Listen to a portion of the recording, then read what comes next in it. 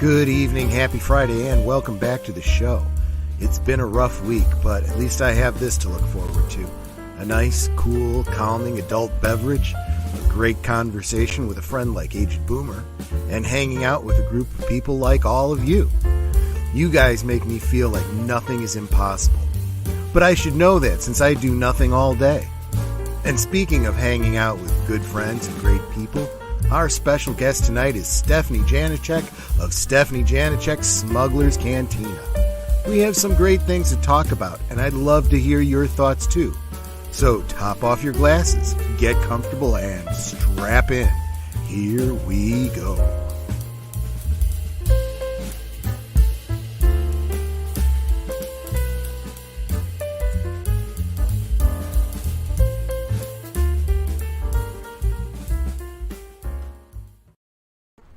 Oh, brutal week.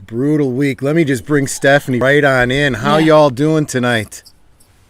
I'm doing good. Good. Aged Boomer, how you doing, my friend? I'm doing There's well. Kojak. It's been Kojak! Oh, hey, Kojak. we got an extra guest tonight. How awesome is that? Well, he's staring at me like... What's Mama doing? Well, He should be used to it by now. that. You know, he tried to come into the shower tonight. Yeah, I mean, literally, I'm standing there and it's a walk-in. Uh-huh. The bathtub's here, the toilet, the water closet's there. Sure. And you go into this, and it's a long way into the bath or the shower. Yeah. And I'm washing my hair, look, and he's standing there. And I'm like, what the? Yeah, Get out of here. when you're not expecting it, I get that. And he's like, well, what are you doing? And he's not getting wet because there are two jets going down and they're on me. And I'm like, flicking water at him, get out of here. He's like, no, I'm here. You know, I'm making sure you're okay. exactly. That's exactly what I heard. That's why dogs do that. They come to check on you. Shepherds especially. I've never seen a retriever do it. Mm-hmm. Buford would be like, whatever, I'm out here, I'm sleeping. Screw that. Champion, my dad and our dog, Mm-hmm. he was he was way more protective. I've seen him do some stuff that would turn your hair white at people, but he was like, I'm not going to waste my time. This creature is literally trying to crawl into the shower with me. What I'm a like, get out of sweetie. here. What a sweetie. And I told my husband, and he was like, you better not do that with me. When Ruby goes in to the bathroom, the door is shut, the hole to the bathroom. And it is the bathtub, the sinks, the shower, the water closet, and then the closet. There's nothing that this dog can get into. Because Rudy's like, if I'm washing my hair and I look and he's standing there looking at That's awesome. yeah, but So, what you guys sipping on tonight? What you got? Red table wine, Cabernet. Nice. How about you, Boomer? I have an Arizona Mucho Mango fruit juice Nice. cocktail. You haven't done the Arizona thing for a while, have you? No. I remember when I first did this, you said it was cultural appropriation, remember? Exactly. Then I think I asked a Mexican Iron Man if it was... Is it okay? Yeah, He said exactly. it was all right. And then I got Netter just made me a martini, and Nice. it's not a bad one. It's 3 olives. Nice. Hey, But, you ask for two, I always go above. You always go above and Above and beyond. That's beyond. my wife. Absolutely. Let me say hi to the chat real quick. So, first person who was here, he claims he was cheating. It was Stephen Otten, our guest for next week, Deleted Scenes. He said, first again, and I'm cheating. And he's cheating because he left the comment yesterday. I pinned it up at the top just to give him bragging rights, but I don't know if he's going to make it back today. But Fair. oh, okay. Well, then he heard that he got first, and I'll say hi to again in a second. Daniel Heron stopped in to say that it was past his bedtime. Yes, we know. Soundtracks with Birdman.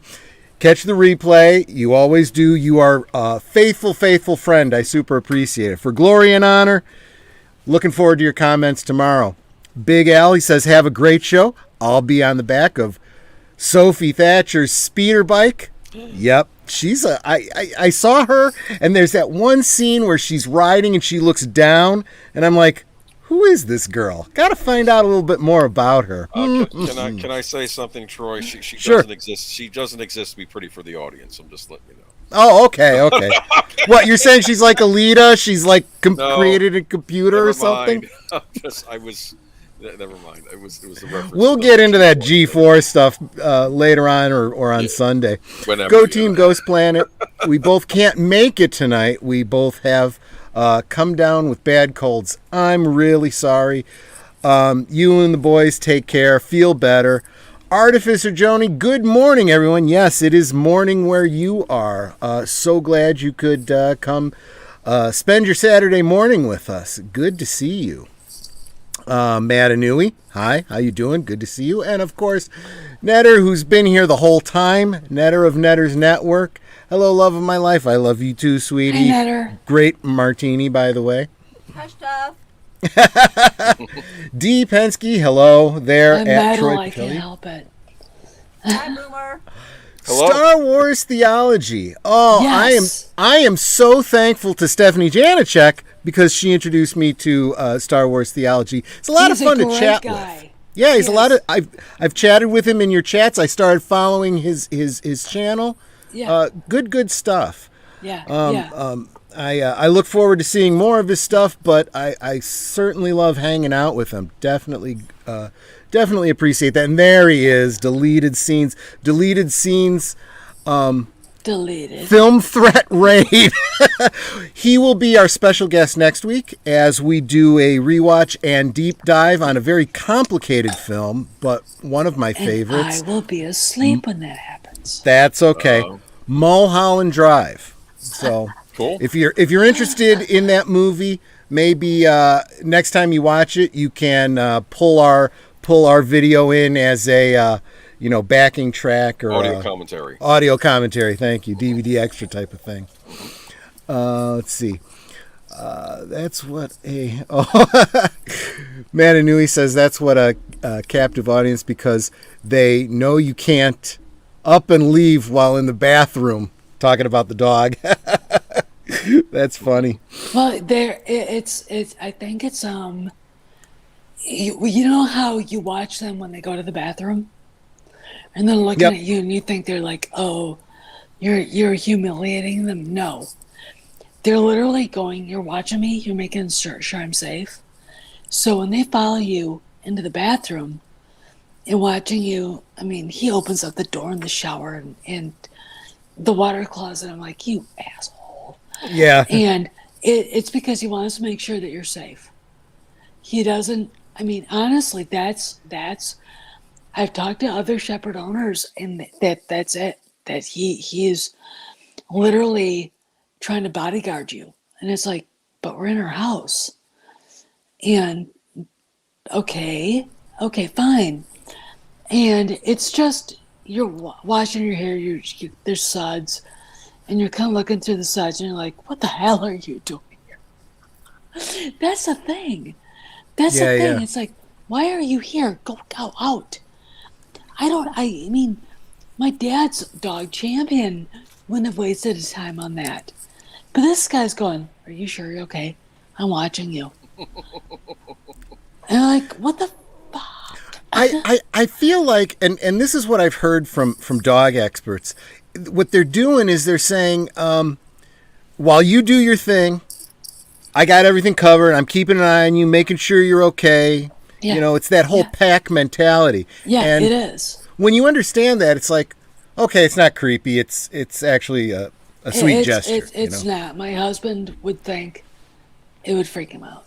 It would freak him out. He doesn't. That door's shut. When he goes in there, that door's shut, and he's on the other side of it. I get it. Yeah. But I've never had a dog do that before. Well, I mean, Because and he it's- never owned a shepherd before.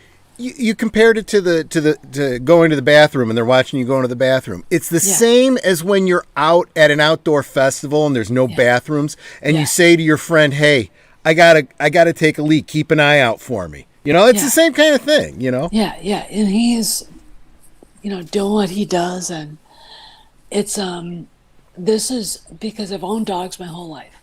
Yep. Labradors, golden retrievers, Labrador retrievers, Chesapeakes, which are balls to the walls, asshole dogs. They're they're the most amazing dogs you've ever met in your life. But you have to have a very understanding mind when it comes to them, because they don't care. They do whatever they want. I've seen them break into rooms. What's going on? And they weigh 100 pounds. It's like, get out of here. I've never seen a dog like this.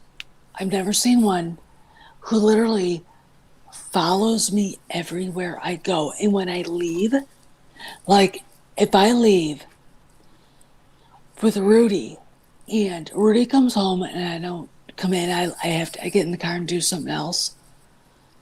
He howls and screams for me. And wow. It's like, why? No, Daddy is the alpha male. I'm not. You should be, it's weird. I mean, it's cool. Well, I like speaking of dogs, we're going to come back to that in a little bit as we get into our conversation. Massives. Yes. I want you to keep that in mind as we get a little later into our conversation. But I guess I got to back up a little bit. First, I wanted to highlight Star Wars Theory saying, "Hello, Stephanie," with a lot of exclamation points. He's excited to see you. Like I said, Star Wars Theory? I'm sorry, Theology. Star Wars Theology. Oh gosh, my apologies. I'm already halfway through this martini. Give me That's Star Wars Theology. Hi. That's a very different channel. Yeah, no. Yeah. But, that's like what he's doing here now. Yeah, he'd be here to rag on you a little bit. And real quick, good friend of the channel, especially Aged Boomer's channel, Keely Chow. Good to see you too. Hey, you Keely. just stopped in. Cool. He's been around. So been I gotta ask Aged Boomer, have you seen any of Book of Boba Fett? I have not, so I will. But then again, have you seen The Mandalorian? Not yet, because I don't have Disney Plus. But that's fine. I'm getting wide-eyed, but I'm sure it's good. I will watch it at some point, but I haven't had Disney Plus. So. Fair enough. I will. I will be the one asking naive questions tonight. No, that's perfectly fine. It's not a bad idea because we've been, Stephanie and I have been on streams and whatnot with a bunch of people. Everyone has strong opinions, but it might be nice and refreshing to have like an outsider point of view, somebody who could be a little more objective. I haven't seen it, but from what I'm hearing and that kind of thing, not necessarily a bad thing. But Can I ask a general question about these series?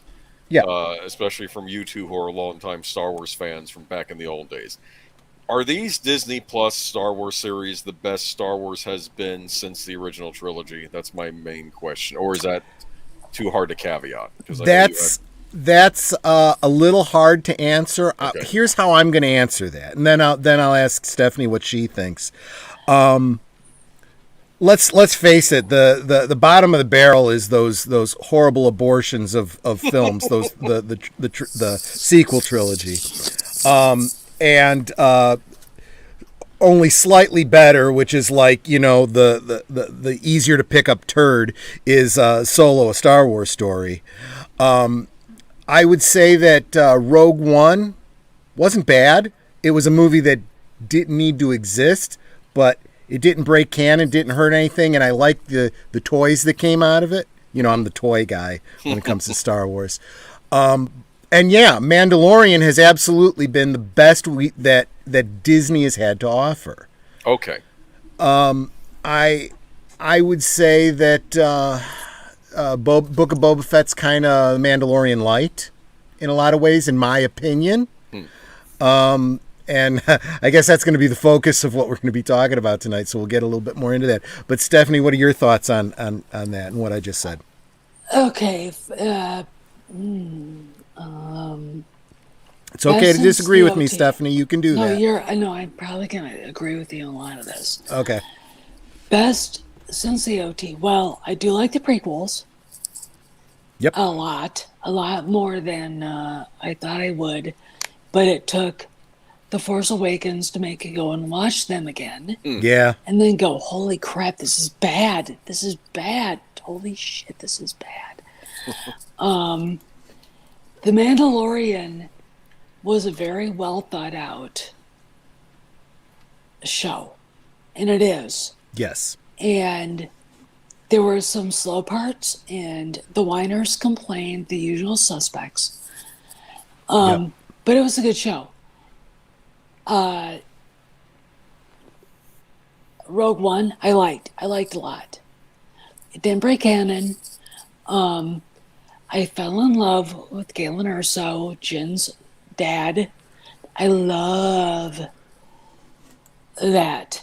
I am expecting Krennic to show up on my doorstep. I ordered that figure. You do the 6-inch, right? The black Yeah, series. I do. I do not want 3. I do not. I hate those. I think they're ugly. In fairness, when I've talked about toys, because I started with the 3 3/4 and literally have been buying them since the 70s, I'm so invested I can't now switch to another scale. You know. Oh, that's fine. That's fine. I don't. The last time I got 3 3/4 inch, I think it was 1985, and I'm pretty sure the last time when I was in my hometown, my Millennium Falcon was sitting there on display on sale for $85, and all the figures I had with all the parts, because I saved them, were on sale with them for another 100 or whatever they were selling them for. And I never said a word to my husband, but that was like, my dad bought that for me, and those figures belong to me. And there's a long story about how that happened. Mm-hmm.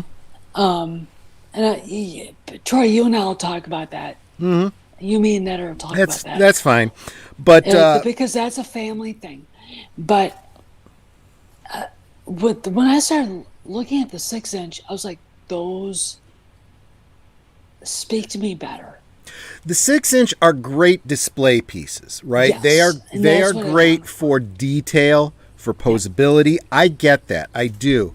Yeah. But for me, and this, it started with my thinking as a kid, right? When I would do my my wish list, when I would look through the JCPenney and the Sears catalogs for Christmas and say what I wanted,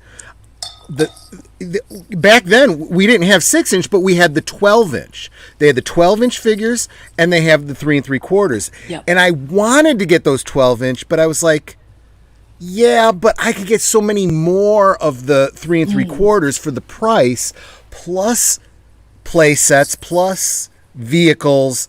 I think I'll do that. And then it was late in the game that they brought out the little tiny die-cast things with these incredible, Cloud City playset and whatnot. And I'm like, well, if you'd have done that from the beginning, we might have done that. But I can't make that leap now, Yeah, yeah. But- When I look at the 6-inch and I look at my Bespin Han Solo and I look at Leia, and I'm waiting for the Leia in her red cloak and the white, whatever. There is, and you might want to. Oh well, you said you weren't into 3 3/4. There is a back in the '90s when they first started bringing back the 3 3/4 inch figures.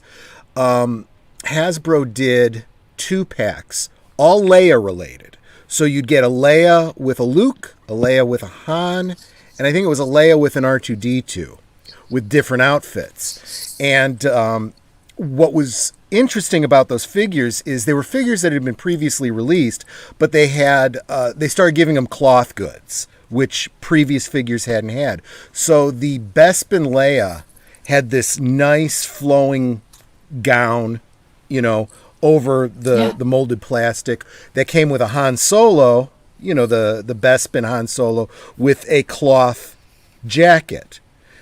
Same thing with the ceremony, the Star Wars ceremony. She comes in her gown with cloth goods, and Luke has the gold jacket that he has at the end of Star. Anyway, I'm just geeking out on toys, and let's actually get into the main topic tonight, since I'm fired up about toys, and I think we're going to get a lot of great toys out of this, and that's the Book of Boba Fett. The past 3 episodes, we're 3 weeks in, and the interwebs have been blowing up with people.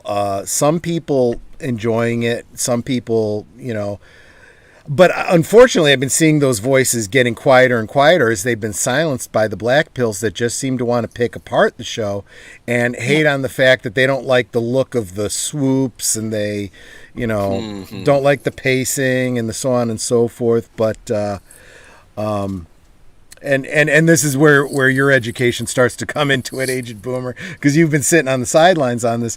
But Stephanie has had some great videos, and guys, anyone who's here who is not already subscribed to Stephanie Janiczek, get over to the Smuggler's Cantina, hit the subscribe, hit the like button, hit the ding dong to let you know that when she goes live, because she goes live almost once a day now lately.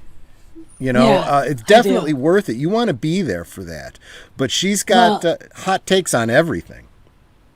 Well, today was a hot day. I mean, we woke up to, basically Kennedy having one of her pet projects go away and disappear. And then we had her participation trophy given to her with someone who actually earned one. So she has to go out there on the days with somebody who actually earned that trophy. Yep. George Lucas, and it's almost like, why are we doing this? There's something weird about this. So because we'll definitely. You're right. Boomer, this is something, I'm not sure if I sent this to you for the Geeky Geezers notes, but we will probably be getting into this for Geeky Geezers. It looks to all the world like Kamran Pasha's prediction is coming true, and Kathleen Kennedy is beginning the award tour, which he predicted would happen as they are pushing her out the door. She's gonna be getting awards and accolades, lifetime achievement, blah blah blah blah blah. Thank you and goodbye. Go on to other things or retire, but you are done with Star Wars. And she was just put up for this award, and as kind of a slap in the face, she has to share it with George Lucas, because it's so either they wanted to give it to her and they are including George Lucas, or they wanted to give it to George Lucas and they had to include her. Either way, go ahead. All right, I think it was for George, but I gotta tell you something. And Troy, you and I'll talk about this in private. Sure. And you can include Boomer later. Sure. There's something going on here. I think so. I think you're right. And I don't have the perspicacity and the insight to know what. I've given you insight. Yep. And Doomcock added in private some things that he heard. So there's something going on with her. So her being added to this, because it was his. I mean, it was George Lucas. Oh, and Kathleen Kennedy. It's like, and I'm sure he's like, great, Kathy. I'm really glad that you're here. Yeah. Oh, he'll do what he always does. He'll be magnanimous and a little bit aloof, but yeah, he's aloof, and he's a pain in the ass. Mm-hmm. There are very few people who could probably handle him in a thing, and it's like, I'd be like, George, let it go. Okay, fine. This is what I feel. I'm like, whatever. Yeah. I love him. I do. I love him. I think he knows, too, what a backhand this is to her. So he's probably in for it. Yeah, I think he is. And it might be a backhand in several things. And we don't know that yet. Yeah. But when I saw Tom drop that on Midnight's Edge in the morning, Yep. I was like, I'm in my husband's Jeep. I'm like, oh my God. He's Yeah. like, what happened? Did Pelosi die? And I'm like, shut up. I'm looking at him going, what? Real quick, because you're here, you're bringing in the audience. So I real quick want to say hi to MK47. I'm here from Hi, Stephanie's MK. channel. Thanks so much. I Hi, hope you hit the MK. subscribe. I hope you enjoy what we're doing here. Hi. Right. And lovely Sherry, you truly are lovely, and I don't know why you just encourage me so much. Chatting with you on the Twitters and seeing you around in the chats. I just love seeing you. So I'm so glad you're here. Thanks for stopping by. But D. Pensky has a great point here. He says, you think KK will send Frank to collect her award if there's an award ceremony? Let me say what my take is, and then you can school me a little bit, Stephanie. But my personal take is she may realize how many of these awards are kind of backhanded, but she is going to go and get every single one of them, get as much time in the limelight as possible, and she's going to play it off like she's the queen and try to maintain as much dignity as she can, because that's what she's all about. Yep. Yeah, I think you're right. It's really interesting. I went back a couple of times, not a couple of times, like 4 or 5 times today, to Frank's Instagram, and he's pretty normal on dumping at least one or two things, at least twice a week. Nothing since Peter Bogdanovich died. And I think since Indiana Jones 5 has started on the 11th, reshooting, not shooting, reshooting. Yep. He's either in California watching the dailies with her, because she's not there. I have people on the ground going, we haven't seen her. She's not here. Yep. And I don't think he is either. You've been on all your videos. You share that little meme that I did. Where is Kathy? That's the homage to Where's Wally? And Where's Waldo? Yeah. Yeah. I said British. You said American. Oh, really? Yeah. Yes, there is a difference between British and American. Okay, Wally versus Waldo. Yes. Yeah, and I've got to do the Poison introduction. Because I am a heavy metal girl. I have big blonde hair. That's what we do. She's not in England. She's not. And this is all right for all of you in the chat. I want you to understand. People say KK is the most powerful woman in Hollywood. All right. Harrison Ford. Yep. If you fuck with him, you will never work in Hollywood again. And he has worked with her for 40 years. I can imagine his surprise when she dumped Phoebe Waller-Bridge in the bullshit.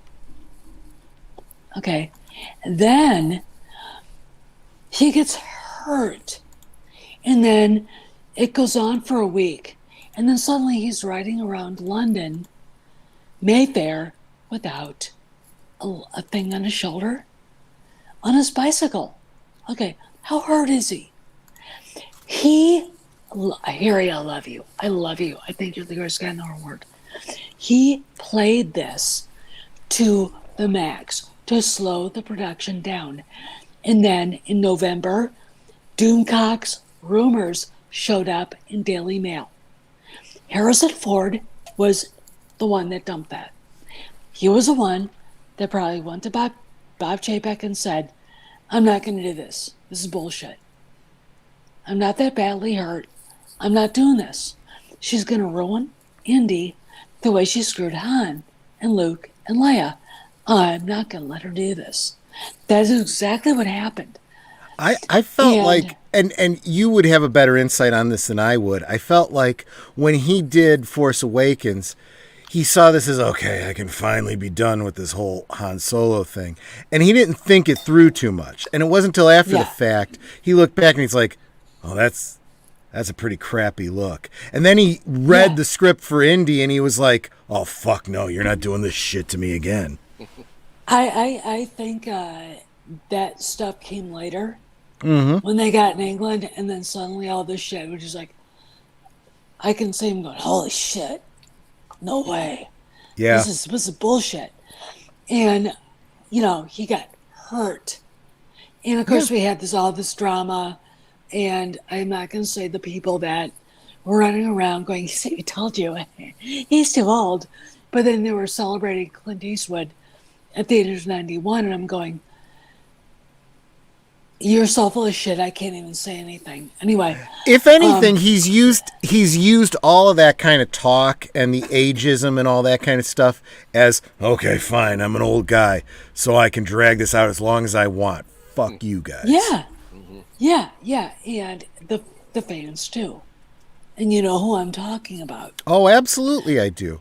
Yeah. And God, Troy, you and I have to have a long talk about that. You know, there's nothing that says we can't do a StreamYard, just, you know, the two or three of us and just talk behind the scenes. We don't have to go online and talk about some of this stuff. But real quick, I think we should. I love the comments I'm getting. You know, I shared this meme. You shared it in your video.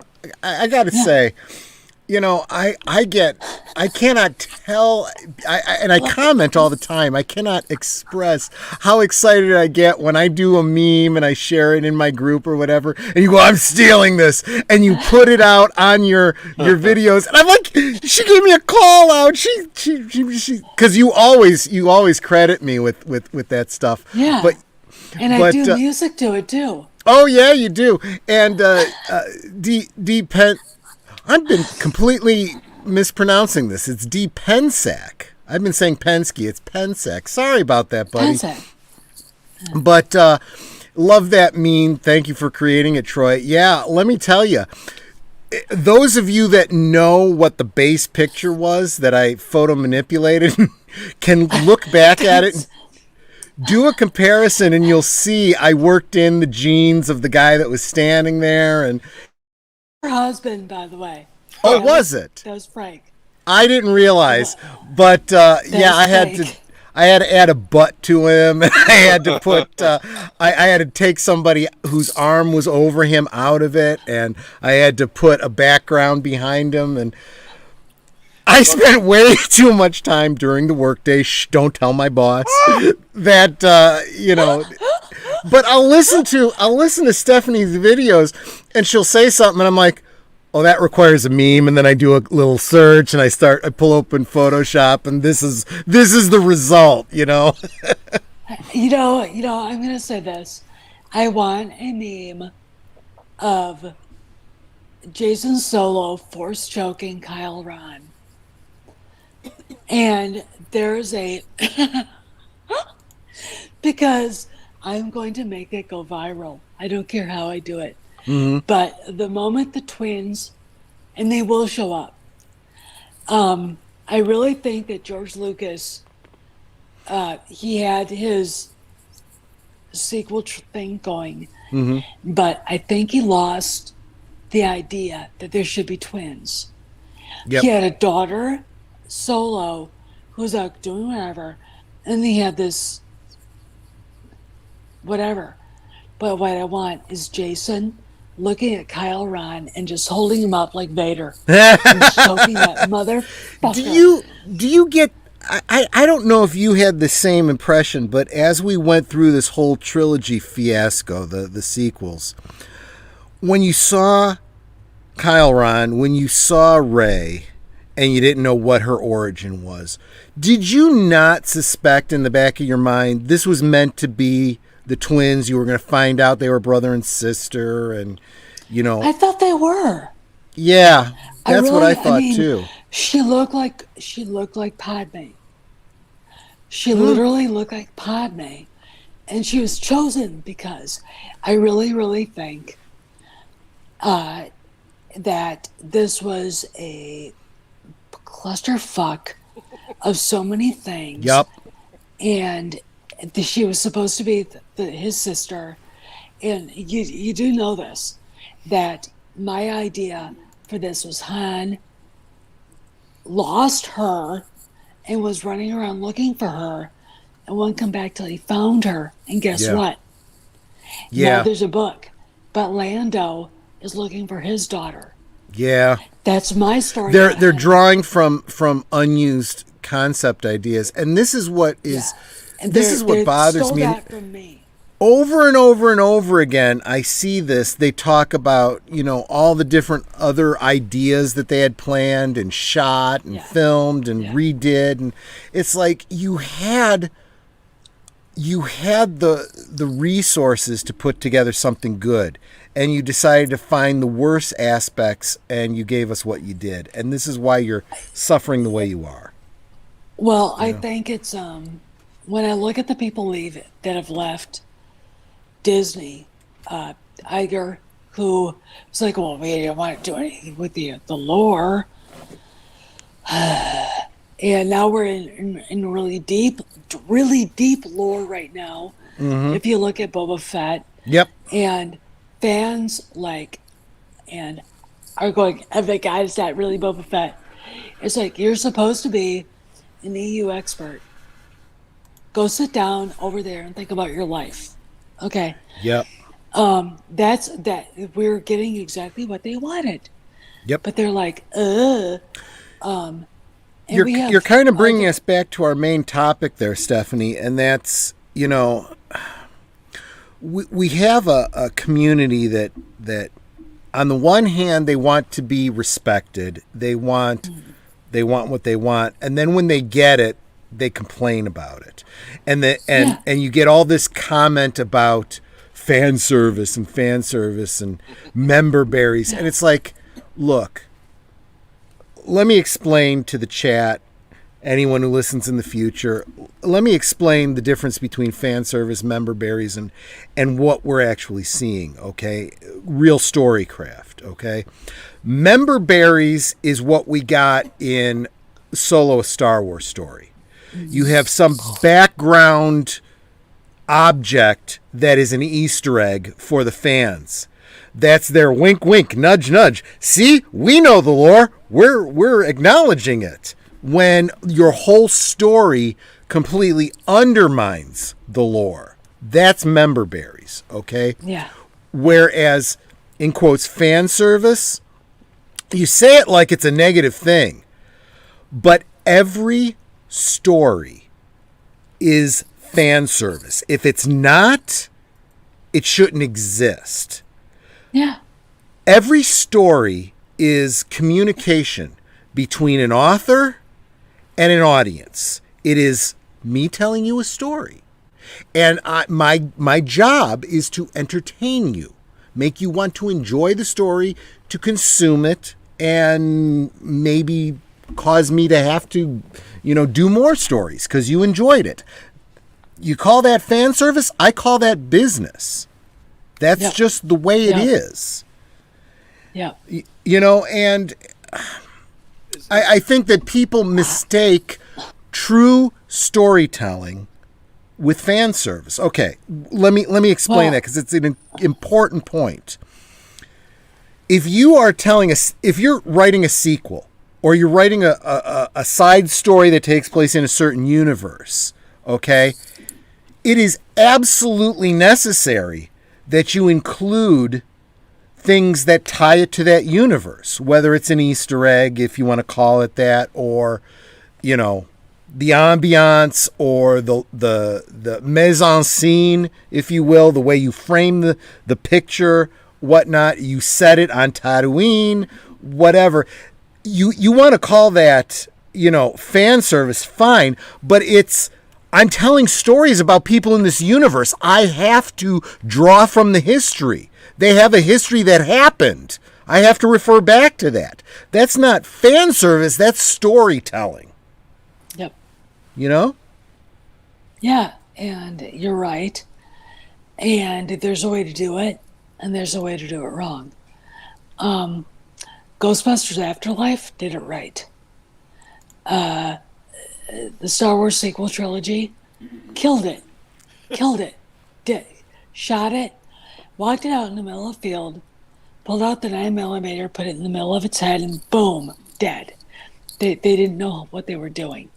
When you're so devoid of any way to get out of the problem, somehow Palpatine came back, whatever that line was. It's like, oh, Jesus Christ. And sorry, Netter. I can't even pull. Wait, Can I address that real quick? Go ahead, Boomer. Just that- And Netter, can you address I that remember bot seeing- in I- the? Yeah, my bad. Okay. This was in Rise of Skywalker. Okay, they're like, Palpatine's back, and how is that possible? And then Charlie from Lost is in the background. Oh, it's a dark cloning or something. He does some throwaway line, and that's it. And I'm like, no, you needed to explain. He just shows up again, and they didn't explain it, and they're throwing out theories, and they don't bother following up on them, and that's it for the movie. Yes. It's stupid. Yeah, my point So, exactly. I want to, and I know my opinion is not the popular one, but I do want to point out that some of the elements that we saw in the sequel trilogy were indirectly, and I'm going to say stolen. I know that's a loaded word, but it was stolen from EU. So the whole idea of the clone of Palpatine and all that was taken from Dark Horse Comics line, Dark Empire. Dark Empire. Yeah. Which we was all know that. not perfect, but infinitely better than what we got from the sequel trilogy. And it's like, look, you don't get to just take story elements and shoehorn them into your deconstruction and expect people to accept it as, oh, well, that's good because that comes from the EU. No. If you're going to do Dark Empire, frickin' do Dark Empire. Take it and adapt it into a movie. If you don't do that, Troy. then go fuck yourself. Troy, you expect the audience, the so-called Star Wars fans, to know Dark Empire.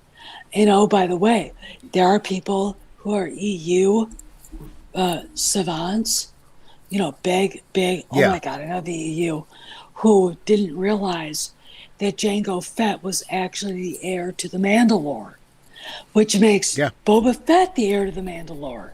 Yeah. And it's like, okay, you're bitching about what now? In fairness, I love the fact that first, because it's Favloni, right? Favreau and Dave Filoni, they are canonizing everything they did in the cartoons. For good or for ill, I mean, the cartoons weren't perfect, but it certainly helps us with understanding what canon is. And it's better than God. You know what I'm yes, it's better than anything we got in the sequel trilogy. But more importantly, I like the complexity of there are multiple people who have claim to the throne of Mandalore. I would like to see this play out. What I don't want, and unfortunately we've got the Mandalorian, we've got Boba Fett, and now we've got rumors or news or whatever of a Bo-Katan Kryze series. It's like, is every series going to be about frickin' Mandalorians? Come on, there's a bigger universe than just Mandalore. Yeah, well, we've got Ahsoka, we've got Kenobi, and we've got Andor. And because of the bullshit that went on with Gina, that we have to go and... All right, genuflect. Gina? Okay. Yeah. Real quick, thanks, Delise. Seems you're doing fine. Thank you. I really think that the Katie Sackhoff thing is what they're doing instead of the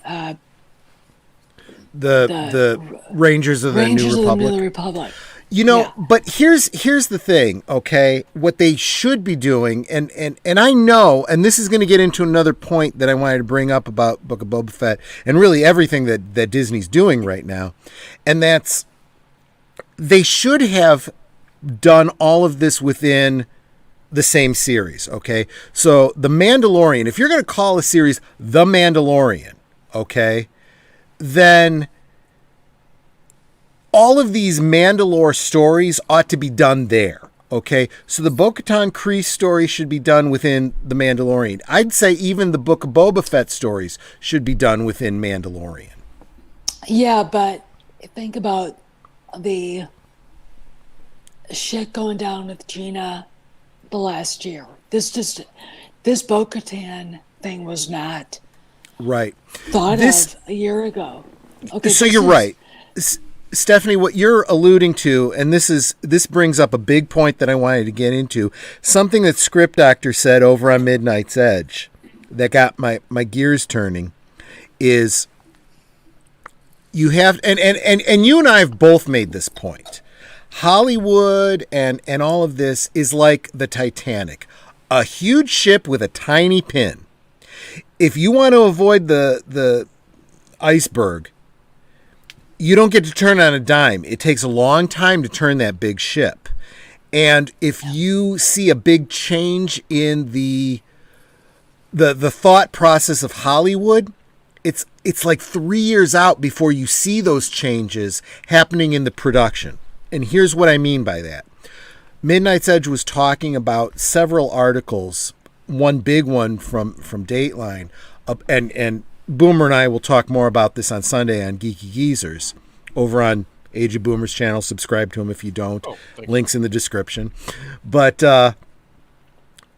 if you change what you're doing, your mindset, if you get away from the woke, which is what it appears to be, this Dateline article said Hollywood realizes get woke, go broke is actually a thing. If we want to survive, we need to start making good content again. I feel this is being led by Bob Chapek over at Disney, because as Disney goes, so goes the industry. But only now are they starting to create shows that fans will care about, and it'll take 3 years before we see it. So when you look at the Book of Boba Fett, the groundwork for this was laid several years ago. Right? Yeah.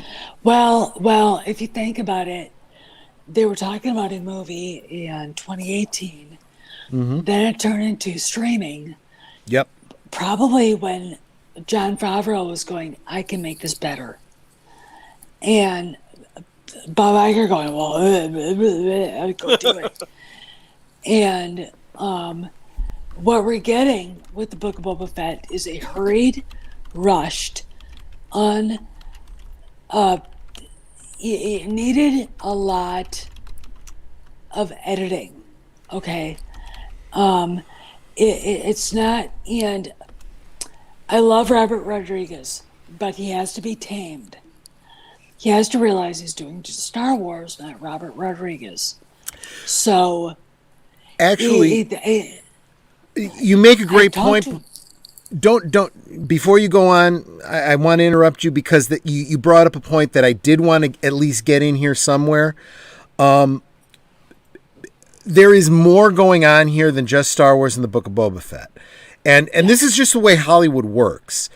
Robert Rodriguez, and again, this isn't based on backstage knowledge or I don't have insights like Cameron Pasha and so many others do. This is just my interpretation of what's going on. I believe that Robert Rodriguez is still angling, based on things that he's said in interviews, he's angling for an Alita 2. And Yeah, that is that's why the that- whole story behind most of what you are seeing people complain about the last episode of the Book of Boba Fett. And you can complain about that as a Star Wars fan, but as an Alita fan who desperately wants that Alita 2, I'm going, you go, Robert Rodriguez. I can forgive Space Vespas if it gets us an Alita 2. But I'm I'm a gonna Star Wars fan. Yeah, I get that. I get that. And I Agent want- Boomer's probably going to champion your cause in a second. Go Here's ahead. what I'm Agent gonna Boomer. say. I want. The thing that's going to help get him an Alita 2 is if Book of Boba Fett is a big hit, right? So Well, I you mean, make that- a great point, but again, Yes. keep in mind these are all in the can. You know, he can't react to it based on fan reaction. He does what he does, and It. go ahead. Here's the Stephanie. deal. If you look at Tatooine, those swoop bikes should have been trashed. They should look like put together junk. Just like, oh my God, Cobb Vance's speeder that was, oh my God, by the way, probably put together from Anakin Skywalker's So you bring up pod racer. you bring up No, a couple points it- that a lot of And if people. you're doing, Go ahead. doing punks, if you're doing like little kids, loser, they should be dirty. She shouldn't be clean. She should not be having makeup, a ton of white makeup on. Yeah. She should look like she belongs there. There should be, I've been a punk. I've been around them. There should Stephanie, be I'm sorry. needles, I have to interrupt you because internet YouTube royalty has just entered the stream, and I need to acknowledge him. Trey of Max World Entertainment just stopped in. He's somebody Hi, I Trey. consider to be a true friend. He's from the Star Trek side, not Star Wars, but I know he loves Star Wars. No. You certainly have no reason to apologize. Anytime you choose to grace my stream, I am encouraged.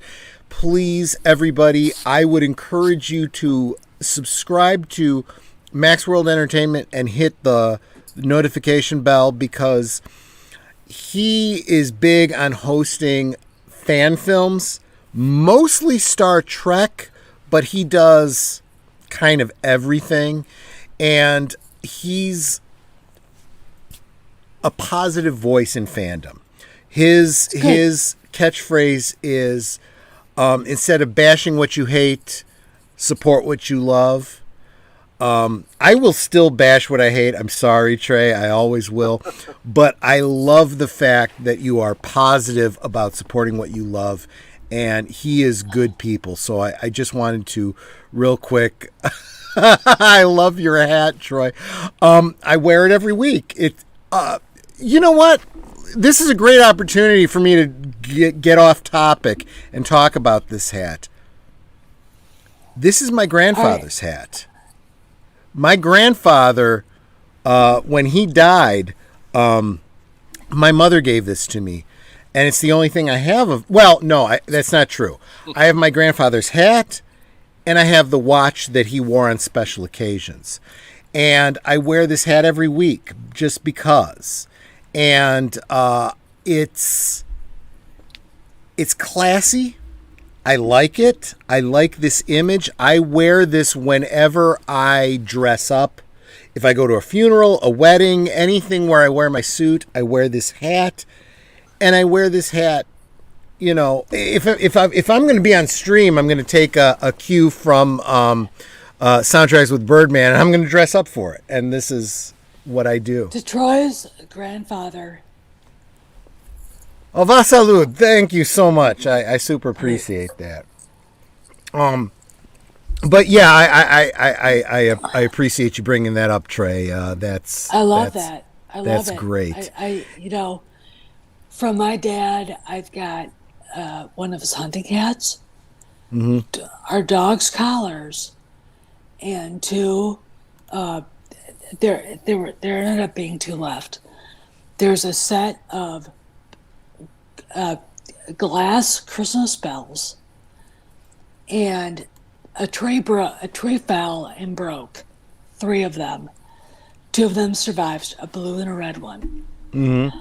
And they are now safely tucked away till next November, because that's when Christmas starts to me. And, you know, I've got so many things of my dad. And I can't wear stuff with him for him. I don't have anything. But I've got a picture of him over there from World War II. He's standing in front of something. And, you know, he was my hero. So I love it. I love it. I love that you wear that hat. Amen. I love it. And I got to say, I super appreciate Trey's compliment. You know who else compliments me a lot on the hat is Maria of Tea and Telly. She says I'm very dapper and classy. And Yes. I know she's referring to the hat. I mean, because my personality sure as hell ain't. But I super appreciate that, and that's good. And I'll be honest with you, when I'm outside of the house, I'll take the hat off. I'm a bald guy, okay? So a bald guy in wintertime needs to keep his head warm, and in summertime has to prevent, sunburn. So I am always... Just enough for the olive. Okay, thank you, sweetie. I always wear a fedora out of the house, whether it's this or I've got a brown kind of Indiana Jones-ish kind of fedora, and I get a lot of compliments from people saying I really like the hat, and I know what they're really saying is they like the aesthetic of somebody wearing a fedora, which speaks to a bygone era, and I love that, and I love the idea. You're right. You're right. I'm crying right now, so that's okay. But like my grandmother used to say, if you're going out of the house, you dress up, right? You don't. We live in a world where these goofballs are wearing pajamas to walk around. It's like, no. You dress up and you put on a hat and you are presentable in public. That's the way this world is supposed to work. If it did, this would be a much better world. Instead of wearing socks with your Crocs, right? Oh, God, yeah, right? Oh, God. When you're sitting in a parking lot waiting for a friend to show up and see families pull out of their car. Yep. And everybody except mom and dad are wearing pajamas. They didn't make the kids get dressed. My mother would never let me do that. That's ridiculous. My dad, my mom, no.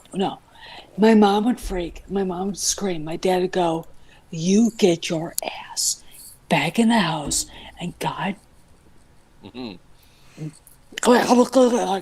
get dressed right now. Right now. I don't care. Do it." We didn't, by the way, it never occurred to us to show up outside in our PJs. Did it ever occur to anybody here? Okay. No. Before we get back to Book of Boba Fett, I wanted to highlight Max World Entertainment's last comment. Please subscribe. It would be a personal favor for me. I know I'm not a big YouTuber. I'm a little tiny guy who isn't even monetized yet, but I will do everything I can to support the YouTubers I love. And Max World Entertainment, Trey is one of my favorites. Please do that for me if you want to do something nice for me. Okay, I'll do it. I'll find them and do it. Okay. Yep. No, he put the link in the chat, and Netter did too. And Mr. Matchstick, welcome. I'm a frequent contributor to his Tuesday Culture Fortress. And he says, careful, Troy. The power of your hat makes women cry. Yes. That's because Stephanie is sensitive and understands the symbolism of the hat, but at the same time, I'll take that as a personal compliment nonetheless. So sweet.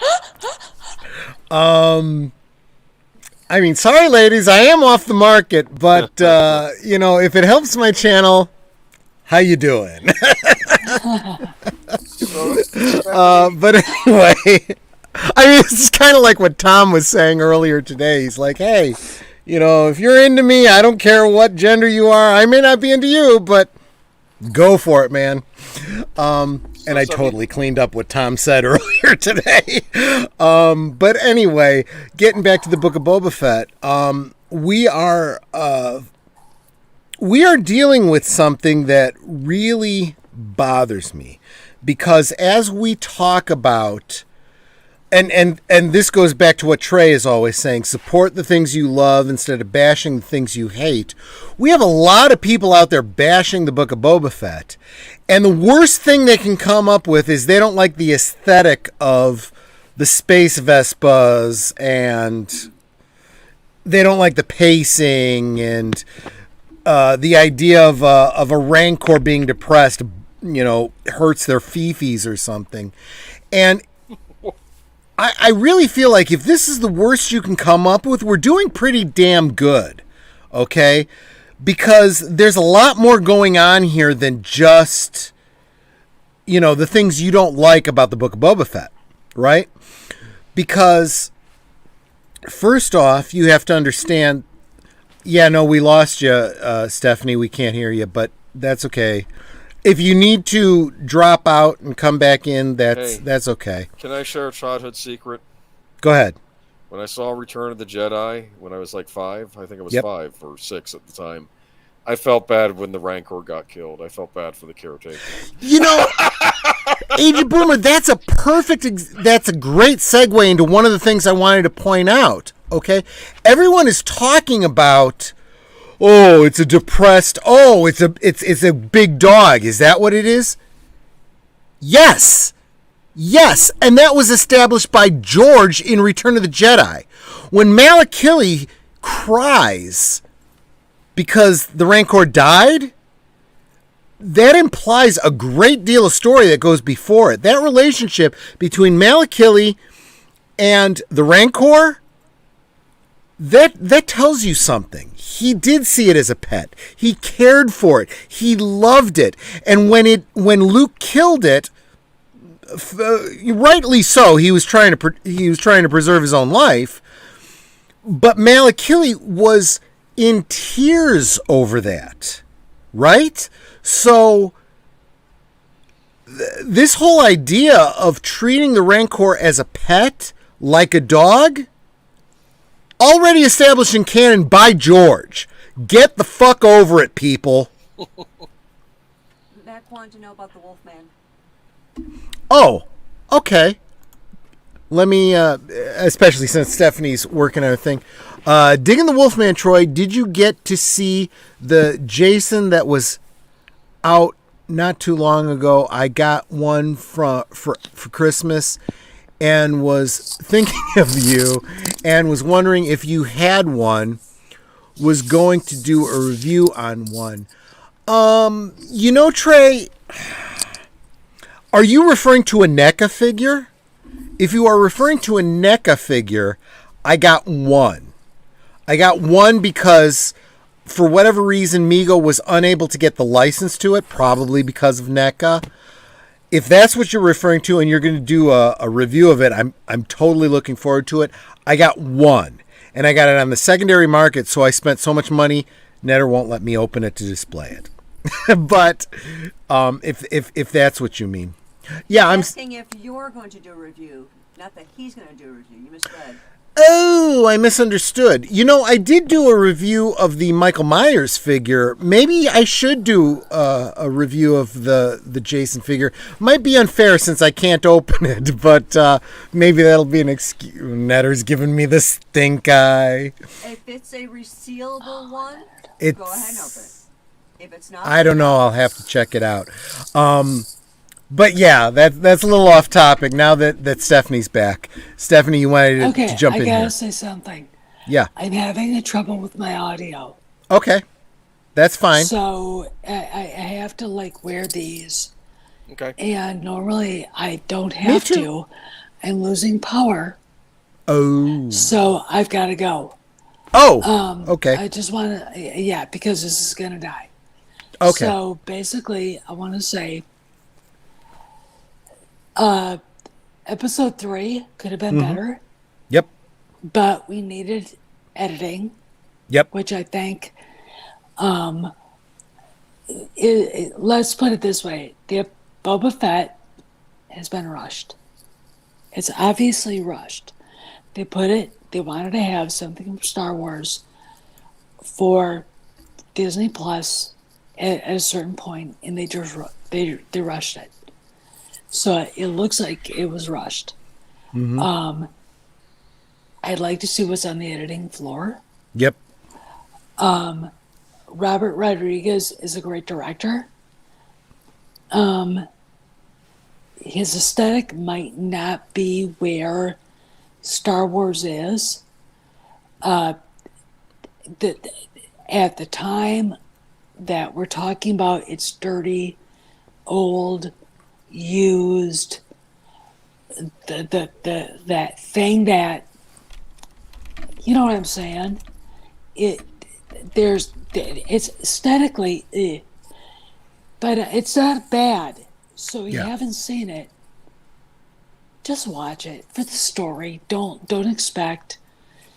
I don't know what you want to expect, but don't expect. Just watch it for the story because it's going to get better. I dig it, and I'll talk more about the stretching it out and all of that. I do understand we're losing you and you got to go. Stephanie, I would request, can you come back, say, at the end of Book of Boba Fett, and we'll do kind of a series wrap-up? I can come back in the middle of it. We're not at episode 4 yet, so. Good point. Okay, so next week, of course, we have, and I'm not closing up the stream. We're just saying goodbye to Stephanie. But next week we have deleted scenes. We're going to be doing a film rewatch, and then sometime in the very near future, maybe we'll have you back, Stephanie, and we'll talk more about Book of Boba Fett. Couple of weeks, 2-3 weeks. And sounds then good. At the end. But if you haven't subscribed to Stephanie yet, please do. She is one of my big sources. A lot of what I talk about on here is inspired by or prompted by Stephanie, so please subscribe to her. Hey, you know what? I'm going to tell Star Wars fans it's not as bad as you think it is. No. Things are getting better. Yep. And Bob Chapek is on our side. Susan Arnold is a slave to the money. They want money. And guess whose money? You, me, and everybody else. Mm-hmm. And if they don't make us happy, we're not going to spend the money. That's it. That's all it is. And Chapek knows that. And I think he's a Star Wars fan. I really do. And I think he's a Marvel fan. And that rumor that Doomcock posted where he was like, "Where's Iron Man?" I can imagine him saying, "Well, why did you do that to Han Solo? Yep. Why did you do that to Luke? Yep. Why did you do it to Leia?" So we have people on our side big time. Yep. Okay, so be patient. Stop and don't go to those horrible channels that they make a lot of money off of you and they spread misery. Culture's not going to get better from them. Yep. All right? It gets better from money. Yep. Don't spend money on what you don't like. Vote with your dollar. It's a carrot or stick. Yep. Disney does good, carrot. Disney does bad, kick in the ass. That's it. That's all you have to do. That's the market. You don't need. I see many names running around my face. You don't need them to tell you how to do this. Yep. You are the master of what you like. Don't tell anybody to tell you what you like. Yep. This is Steph signing out. I'll see you around the galaxy. Take care, Stephanie. Thanks so much. Love you guys. Age Bye-bye. Boomer. Thank you. Love you too. Thank you. Better. Bye-bye. Good night. So, real quick, I did want to say hi to Games, Movies, and Comics Are Us. This one, Boomer, you might want to look into this before I put the notes together for Geeky Geezers. Did you know Hugh Jackman confirmed for Doctor Strange 2? Interesting. I didn't hear about this. Is he playing Wolverine or is he playing somebody else? Oh, of That's course what I'm he's curious. playing Wolverine. I don't even need to. I don't even You need. think? Okay. Yeah, I don't. 'Cause it's Because the what else would he multiverse. be doing? But Netter, if you could. Oh, Netter already found it. She dropped the link for Games, Movies, Comics R Us. Welcome to the stream. I hope you subscribe to me. Netter just dropped your link so that everyone in the stream could subscribe to you. Thanks for being here. I super appreciate it. As PJ of Orville Nation always says, we grow together. And I will always do everything I can to support any YouTubers that support me.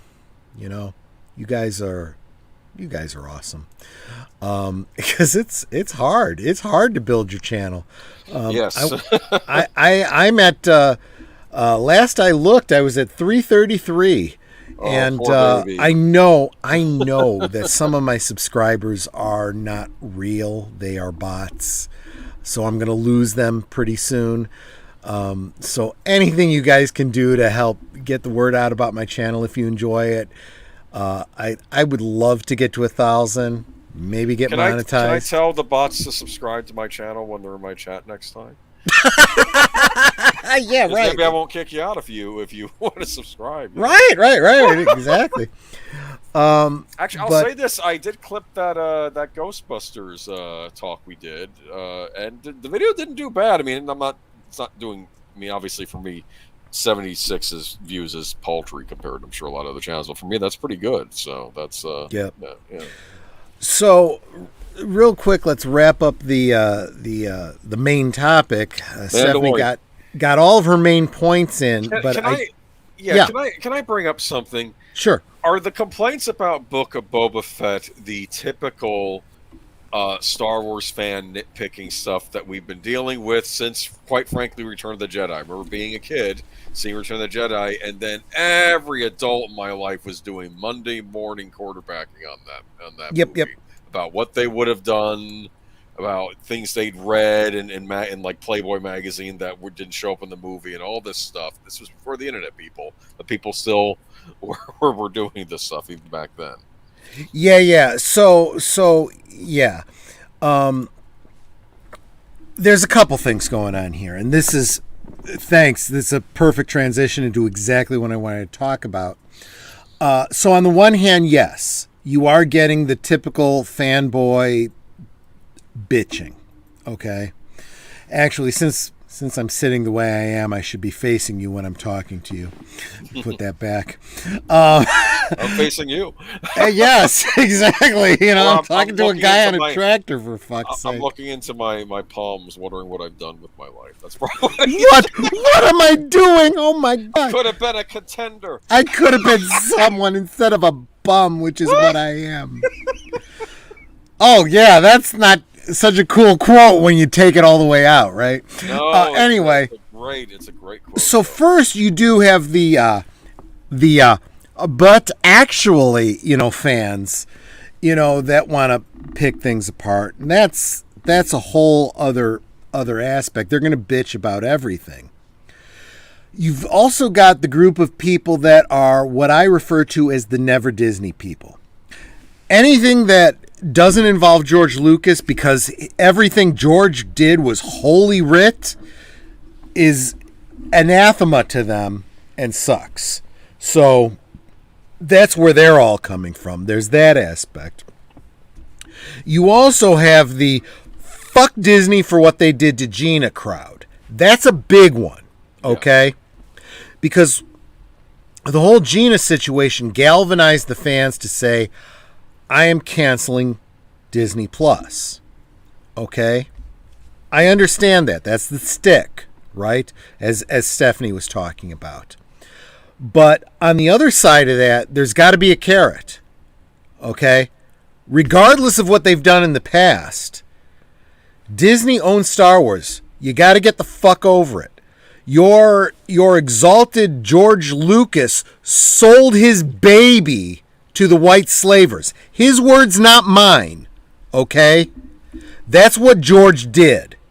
So you can exalt him all you want, but he sold his child. Okay? And it is now owned by someone else. If you want to continue to love that child, that's where you have to go. Otherwise, shut your mouth, go back and watch the same 3 or 6 movies over and over and over again and pretend that nothing else exists. That's my take on that, okay? Yeah.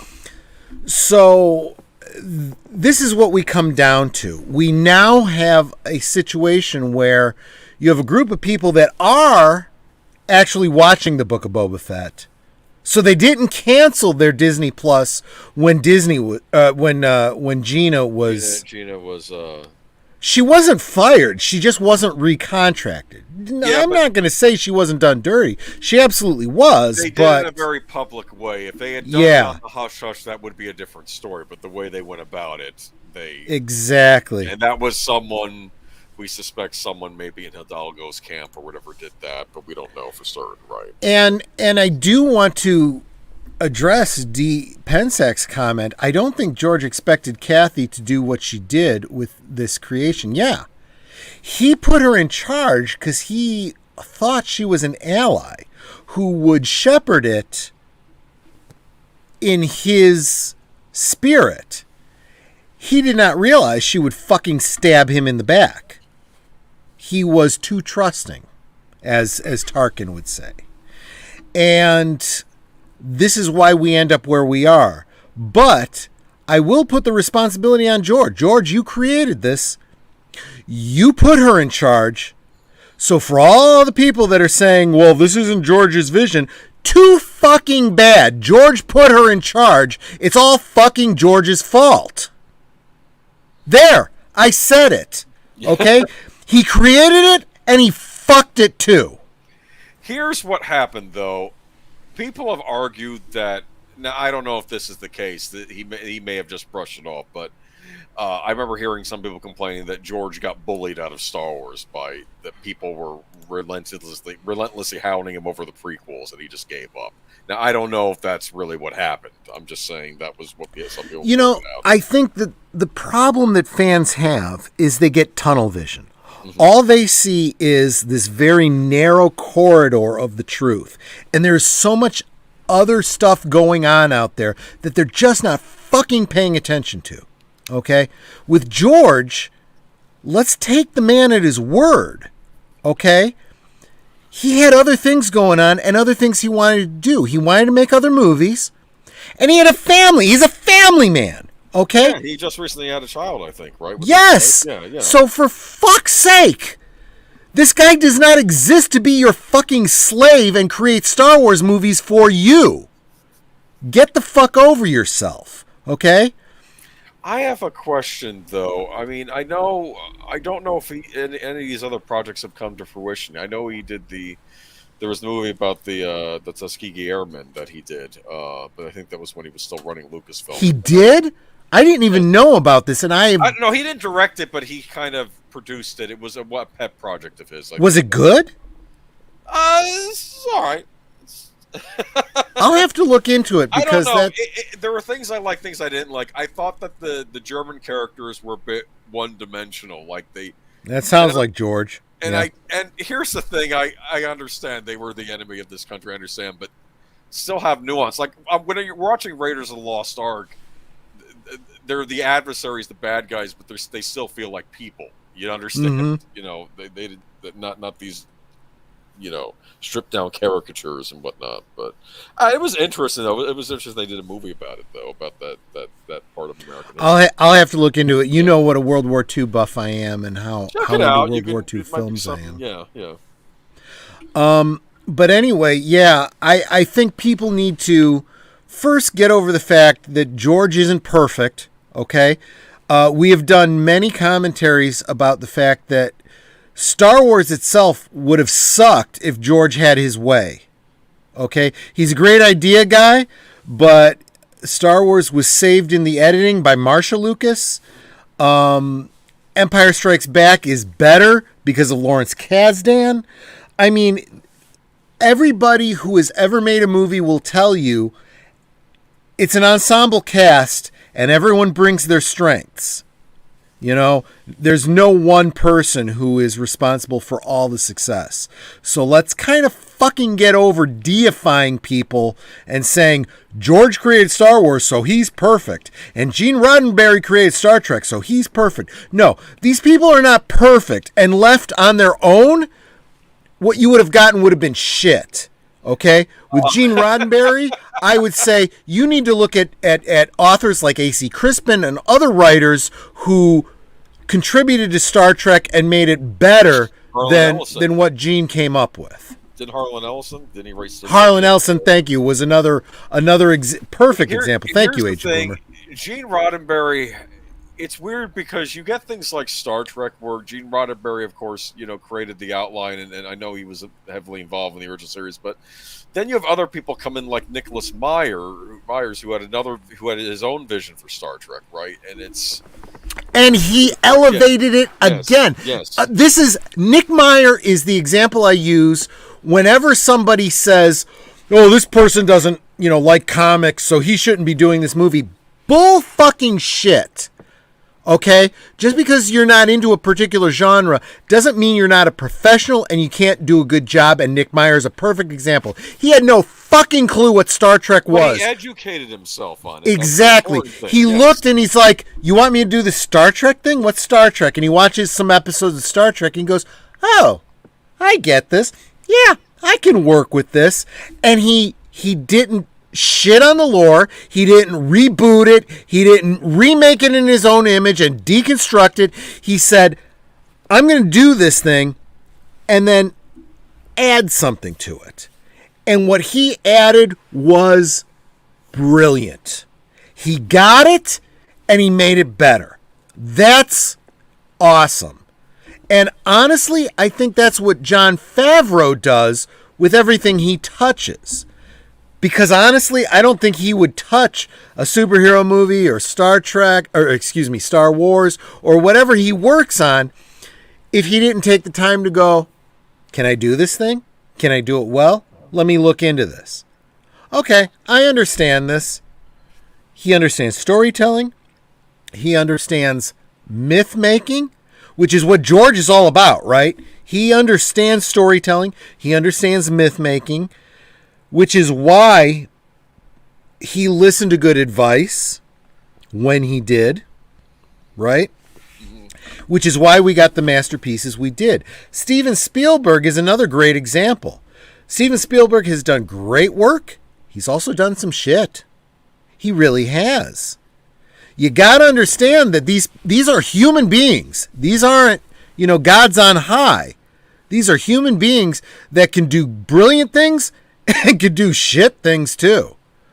But, scripture tells us many advisors make victory assured. If you go out and do everything on, I am the sovereign and you will do everything I say, chances are it's going to go to shit because you're not perfect. But if you, okay, this is where if I was monetized, this stream would probably get demonetized because I'm going to invoke the name of the guy with the bad mustache from the 1930s. Let's do a quick comparison of two leaders, Franklin Delano Roosevelt and Adolf Hitler. Okay? Neither one was perfect. One was less perfect than the other. But they were both human beings and they were both fallible. There's a lot of bad things I can say about FDR. But one thing I can say that's positive about FDR is he got us through World War II. We won the war. And part of that strategy was him recognizing he knew nothing about military strategy. So what did he do? He put people in charge of the military who knew far more than he did about strategy. And he relied on their counsel, their wisdom, and said, okay, that sounds good. Do that thing. As the chief executive officer, he chose the correct advisors to assure his victory. On the other hand, Adolf Hitler was egotistical, controlling, and he only put people in charge of things who knew less than he did, so he always felt superior. And when he made decisions, he made them based on his own ego and not on good, sound military tactics. Which is why it's a good thing Hitler was never assassinated, because he was our best ally. He kept making stupid mistakes that led to our winning the war. Okay? Many advisors make victory assured. Okay? So you look at the original trilogy of Star Wars, George was brilliant, but he pulled in a great deal of talent and drew from them to make something better than he could make on his own. The prequel trilogy was good, but not as good as it could have been if it hadn't been just George doing his own thing. Okay? And I will continually point out that the prequel trilogy looks better in retrospect because of what Jon Favreau and Dave Filoni did with Clone Wars and Rebels. Those stories that fill in the blanks elevate the prequel trilogy. Okay? Therefore, I'm willing to give a great deal of grace to Favloni as we go forward with The Mandalorian and the Book of Boba Fett. And I'm sorry I cut you off. Go ahead. What were you going to say, Agent Boomer? I was just going to say, if you want to watch an interesting World War II series, try Atlantic Crossing. It's about what was going on in Norway during the Second World War, or at least. And it has Kyle MacLachlan stars as Franklin Delano Roosevelt on that series. So it's like from the Norwegian perspective what was going on in the war. But the Norwegian princess was actually smuggled out of, I think, what was it? I don't want to get the country's name wrong. Was it Switzerland? I was going to say Norway. She was the Norwegian princess. No, she went. Did she go to Sweden or Switzerland? Because I'm I'm dooming one of these countries by getting Rose. One of those countries, anyway. But they smuggle her out, and she stays in America. And she becomes if you can find the name of that, I'd give that to me later. I'd definitely check it out. That's my wheelhouse. You might like it. Yeah. Star Wars Theology asks, are you guys aware of the possibility of multiple timelines in the current Star Wars universe? How do you guys feel about that possibility? I'll let Agent Boomer answer that first. Okay, are you guys aware of the possibility of multiple timelines in Star Wars universe? How do you guys feel about the possibility? I remember seeing comic books made a while back where, like, if Governor Tarkin hadn't been killed, or if the Death Star hadn't blown up at the end of A New Hope, what would have happened? And I know that they did a comic book line where they were, because I think you had what Governor if Luke Tarkin had turned to the dark side? What if Leia those turned sorts to the... of things. I don't think that's not what Star Wars Theology is talking about. Let me explain. This is something that Stephanie has talked about a bunch of times, and the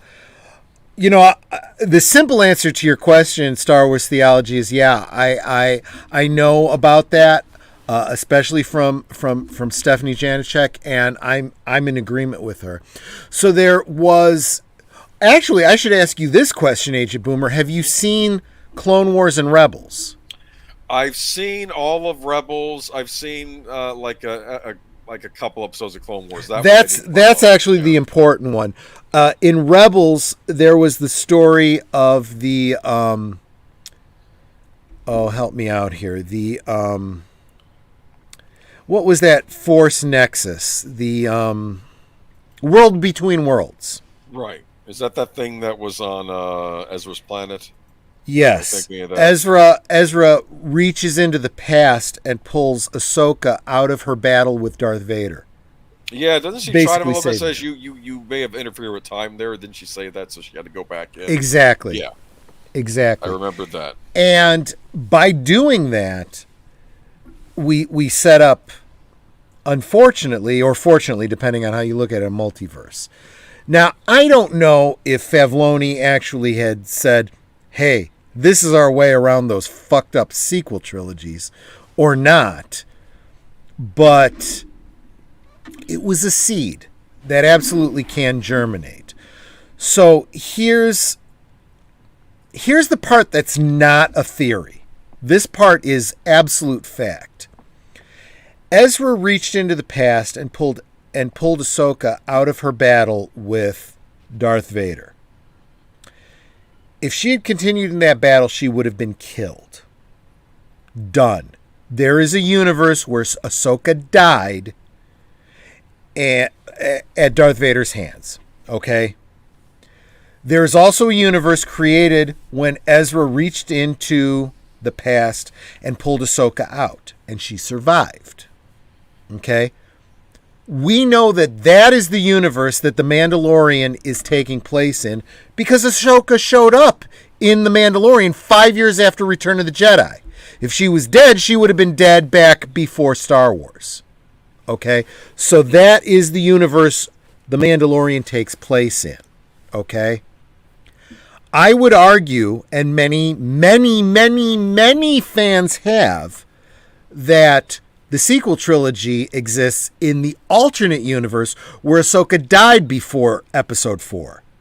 The reason being, in that last movie, when Rey is all the Jedi and she hears all the voices, all the sound bites of Obi-Wan and Yoda and Qui-Gon and whatnot, one of the voices she hears is Ahsoka. Ahsoka got to be dead for her to be hearing her like that. Okay? So, yeah. Yeah. Basically, in answer to Star Wars... Go ahead. But they could also argue Ahsoka simply just died before those sequel trilogy movies. Like they could. What happened? That all depends on what happens with Mandalorian and the Favloniverse. Absolutely true. You're right. There is a way. There's still the sequel trilogy. Schrodinger's cat thing. Whether or not it's in the future is still in flux. It is and it isn't. But everything's kind of pointing towards, they're going to overwrite that. So, yes, in answer to Star Wars theology's perspective, that's where I'm coming from, too, yes. So, I have a question. Let's put ourselves in the position of someone, maybe, say, a Bob Chapek or someone higher up at Disney, who maybe realizes that the sequel trilogy was a disaster. But what do you do? Can you publicly admit that these movies were bad after all the money that went into them, the merchandising, everything else? Does that make Disney look bad if they say, yeah, we're kind of retconning them and getting rid of them? How long does it take before that would be an acceptable way to go? Or at least, I don't think they'll ever admit they made a mistake. I don't think that's going to happen, but before... I'm just trying to figure out how do they get out of this while still saving some face. You know what I'm saying? So here's what happens. The way they save face is they just simply never acknowledge it. Okay? Right.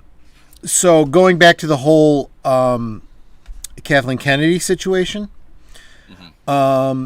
we see playing out in real time exactly what was predicted by Kamran Pasha. Okay? Everybody wants to see Kathleen Kennedy pilloried and run out of town on a rail and tarred and feathered and fired. That's not how Hollywood works. That ain't going to happen. The closest you're going to get is what is actually happening. They say, thank you, Kathleen. You did so great with Lucasfilm for 10 years.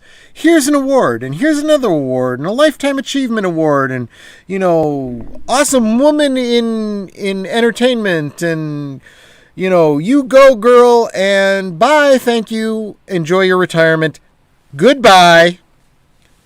And this last award that we'll be talking about on Sunday, she's got to accept with George Lucas. So On the stage? that is hugely a backhand. It's like, we're giving you an award, but we're also giving it to George too. So this is a little reminder to everybody. She's done a good job of taking care of what George Lucas created and she had no hand in. You know? Let's just keep that in mind, people. And everybody in the industry knows not only did she take care of it, she fucking shit all over it and almost destroyed it. And now we're taking it back and kicking her out the door. That's woman power for you. That's not the voice I would want if I was, pushing a liberal feminist agenda. Yes, look at Kathleen Kennedy. She is the head of Lucasfilm. She took it from a man who created it and she ran it into the ground. That's woman power for you. Do you think that they're going to have to make a speech at this award ceremony? Both of them? Probably. Is George going to have to compliment her? I'm sure he'll be diplomatic. We'll see Oh, what happens. wow. It'll be. I'll have my popcorn ready for that one. There's no doubt about that for Oh. sure. Absolutely, absolutely. But yeah, getting back to it. Yeah, no, Matanui's right. There is as Stephanie calls them, Raylos, or Kyle Ron fans or whatever. There are definitely those people that are stumping for the sequel trilogy. And honestly, Disney's plan, as it's playing out, is probably the best one. They are not outwardly saying, yeah, just ignore that sequel trilogy, forget about that. Effectively, they are, but they're not doing it overtly. So all your Kyle Ron fans and all your Raylo shippers and all that, all your Star Wars sequel apologists, if that's why you're a fan, good. Stay with us. Check out The Mandalorian.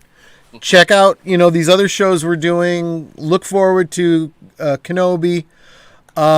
And 10, 15 years down the line, when we kind of overwrite that, you won't care anymore because you'll already be invested in all this stuff. Well, that's my thing. Like, how much content can they invent that takes place between the original trilogy and the sequels? This is what we said when the sequel came out, right? Mm-hmm.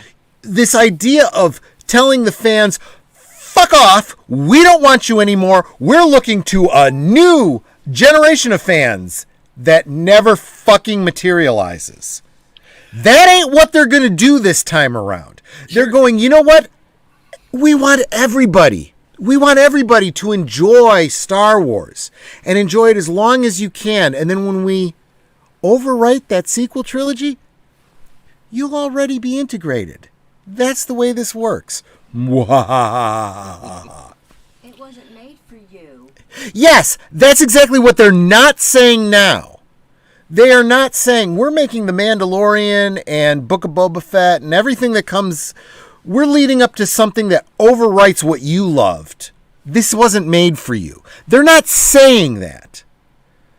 They're doing what they should have done in the first place. You want to change course? Do it gradually and slowly and keep all the fans that you possibly can. That is the intelligent way to do things. So we're getting the Cassian Andor series, or is that still not happening? I don't know. Okay. We absolutely don't know. Let me address Matanu. Yes, I did, and thanks for bringing that up because that does need to be brought up. Schrodinger did not agree with the whole concept of the uncertainty principle, and he used Schrodinger's cat as a thought experiment to prove how fucking stupid and insane things were. Unfortunately, like so many things in physics, it doesn't always hold up because there was a lot of things that Einstein said too, because he didn't agree with the general consensus of what was coming out about physics. He didn't like the concept of how did he call it? Spooky causality at a distance, I think he referred to it. because nothing can travel faster than the speed of light. Talking about quantum entanglement. And he also said that God doesn't play with dice. Things aren't random. And unfortunately, science isn't about what you believe. It's about what is. It's what we experience and what we see. And regardless of what you believe, the truth is the truth.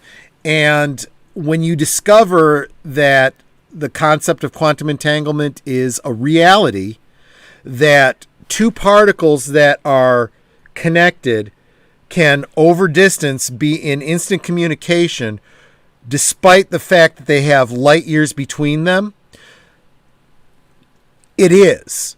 So you have to rethink your limited scope. You are seeing things on, what did Spock say to Kirk? I've analyzed his attack pattern, and it displays a two-dimensional thought process, and that will be his weakness. And what do?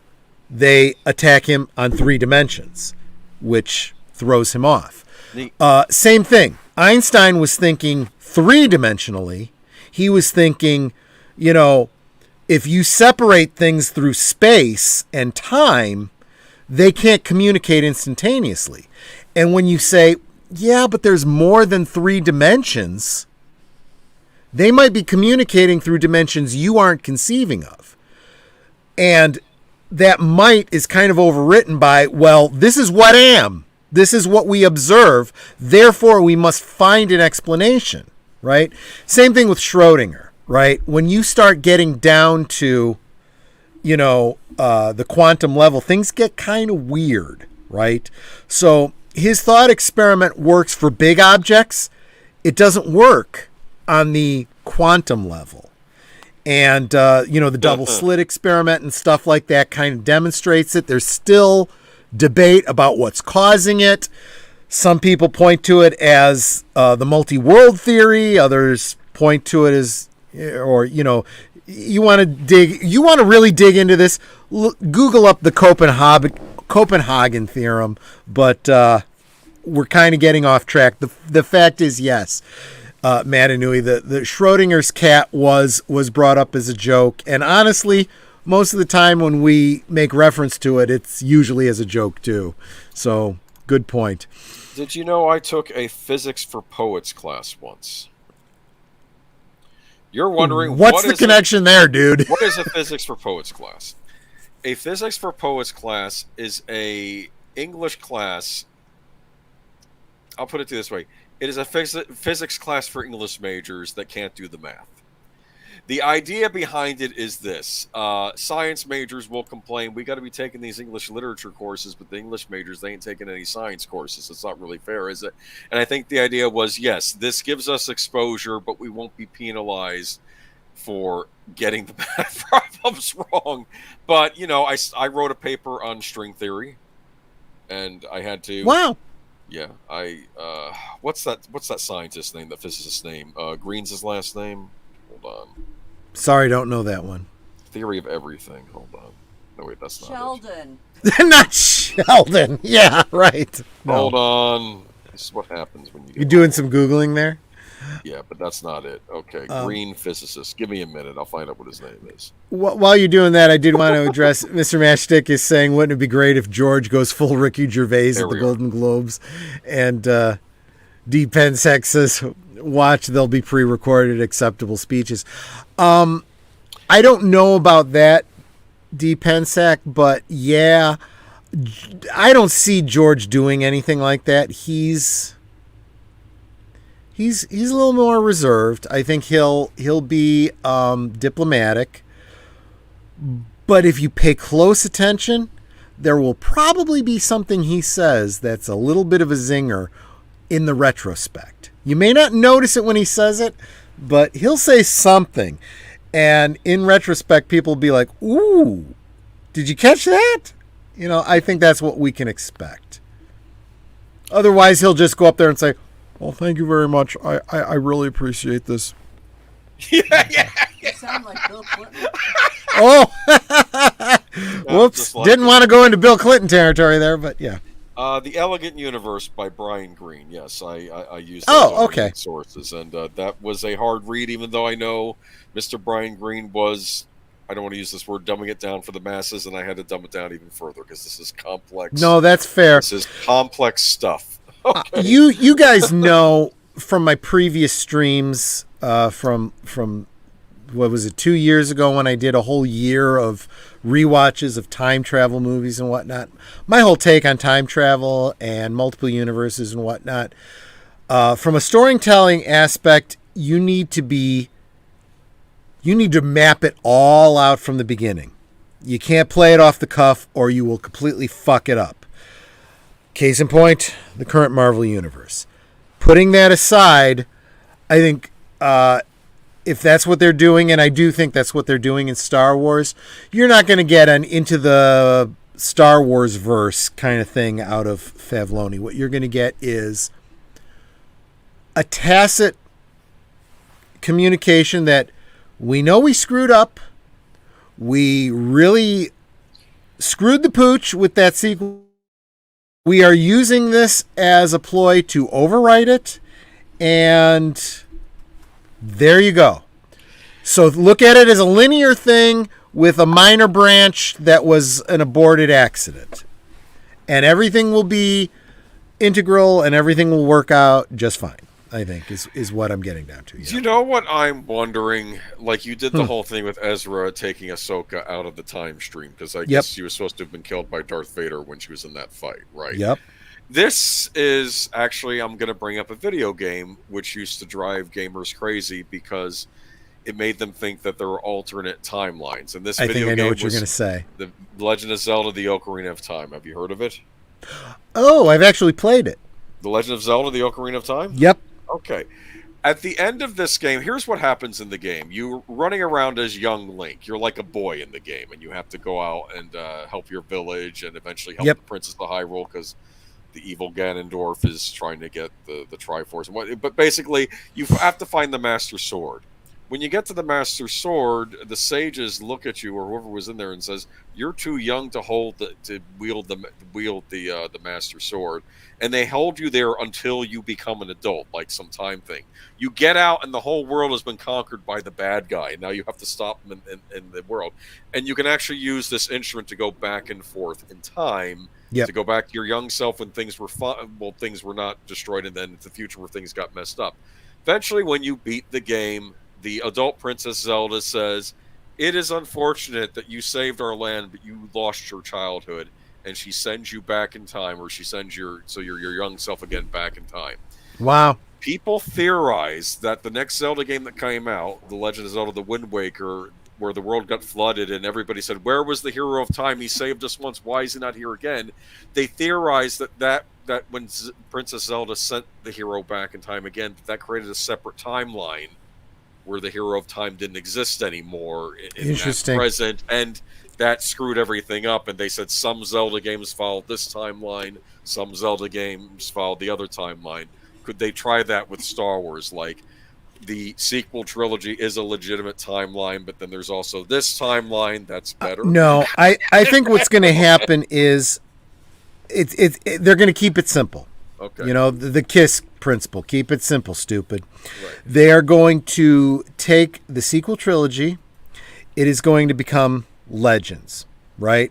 It's not canon, but we can draw from it. And by draw from it, I mean go back to the original source series that it drew from and use it. So anything that you saw in the sequel trilogy that might be kind of sort of tangentially related to Heir to the Empire, Dark Empire, any of that kind of stuff, that's still free game. You know, and there's always the possibility that the Stormtrooper armor will change to look like, you know, the First Order, and there will be things like that, and some of the ships, and give Hasbro an opportunity to reuse molds and stuff like that. But the stories of the sequel trilogy are going to become legend. They absolutely are, and I am saying this with an authoritative air, not because I have some inside knowledge, but because it's what I've been saying all along. Economics trumps all of this stuff. I don't care what your politics are. I don't care what you believe. I don't care how black-pilled or white-pilled you are, how hopeful or expectant or demanding you are. Economics is going to determine everything in Hollywood, and it's going to determine everything for Disney. And the only chance they have is to do exactly what I've laid out for you. So it will happen. We already see it happening. Now, I did want to go back to something else I was talking about previously. When I had said years ago, and I do mean years ago, back when it was another YouTube channel that I used to be a frequent contributor to, then I started my own channel. I've used this analogy many, many, many times. Hollywood and entertainment media and so forth is like the Titanic, a very, very big ship with a very, very tiny pin. When you see the iceberg and you start trying to turn, you don't turn on a dime. It takes a long time to make that slow turn, right? And we're seeing it play out real time in Hollywood. We have gone through this whole era of the Wokosos, right? Wokistan, all this, the crazy leftists taking over Hollywood and creating shit that nobody likes. And we all said, get woke, go broke. Ultimately, this is going to change. Trust me, it will. It has to.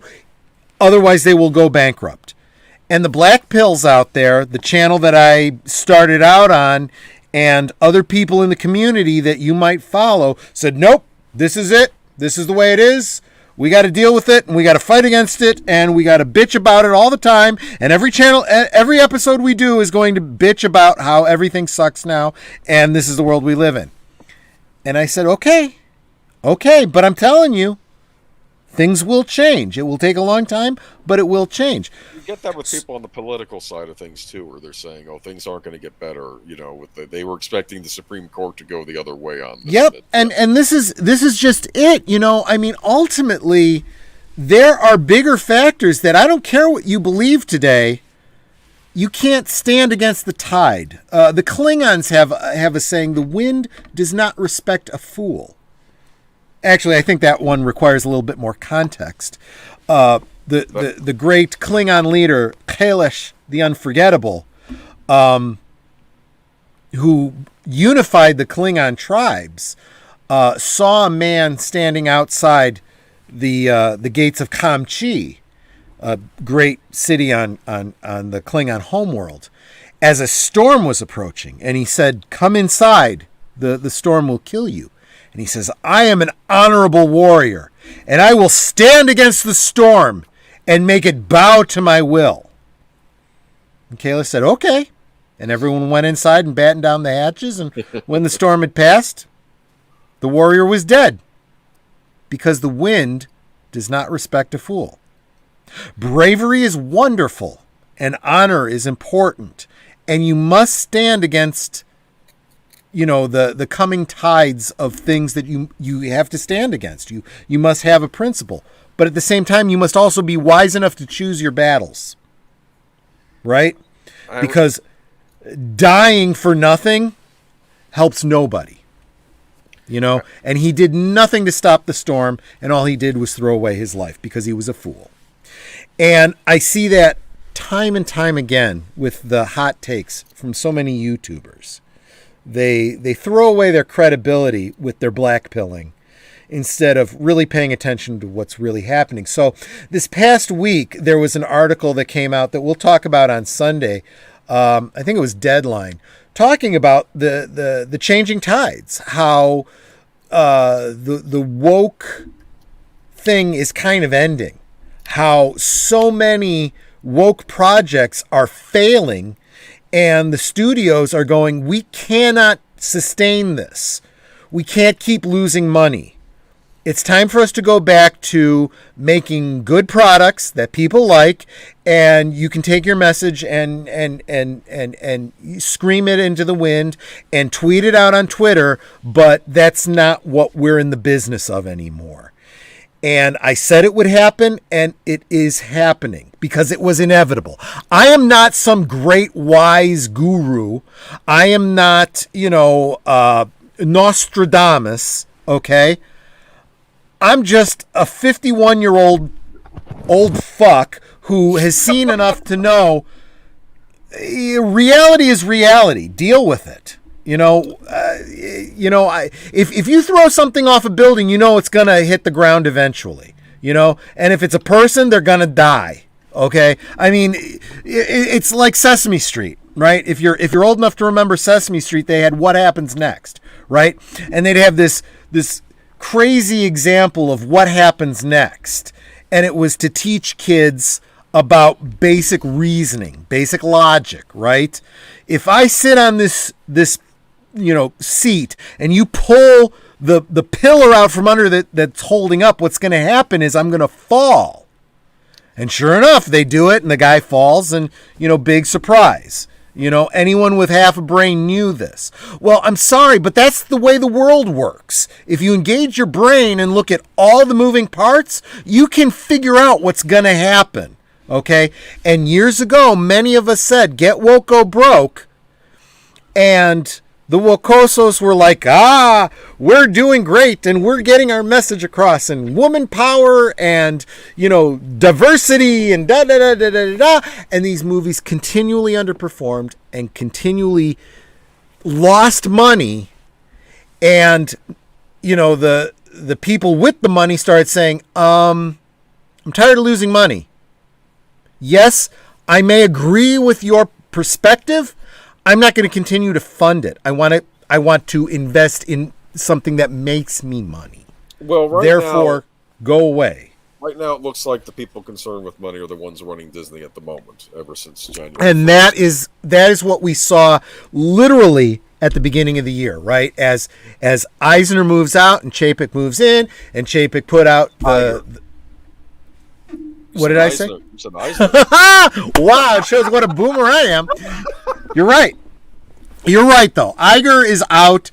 Chapek is in. He puts out a memo saying, this is my plan going forward. And it was a clear edict that things are changing.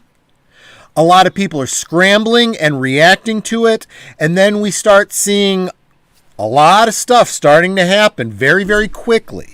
Which kind of goes against my whole idea of the big boat with the tiny pin. Sometimes once change is enacted, it is a pretty quick change. And I think in the next 3 months, you're going to see some huge changes to Disney, the parks, the streaming service, the movies. You're going to see a lot of big changes going forward. You hear about a lot of things being pushed into reshoots. You're seeing, all the Marvel films being put into reshoots and, it started with Indy and so many others. There are big changes coming, people. But will Cruella 2 go into reshoots? Or will Cruella 2 be made? That's what I'm wondering. Nobody knows or cares. Honestly, that was just meant to ever have been a payout to the actress to so just go away, shut up. This is your payout. Don't give us any more grief. Can I read Matanui's comment? Which one? I be but a humble jackass. Oh, I'm not humble, but I am a jackass. I don't know. Oh, yeah. You're funny, Matanui. Come on. But yeah, trying to fight the wind is not a smart move anyway. No, you're absolutely right. And this is what I'm saying. And when people see, and what we didn't really get a chance to get too much into, and probably for the best, I think this has been talked out on so many channels, including videos I've put out and Stephanie have put out over the past couple weeks. There's been a lot of negative comments about the Book of Boba Fett, and some of them have a kernel of truth in them. The pacing has been terrible.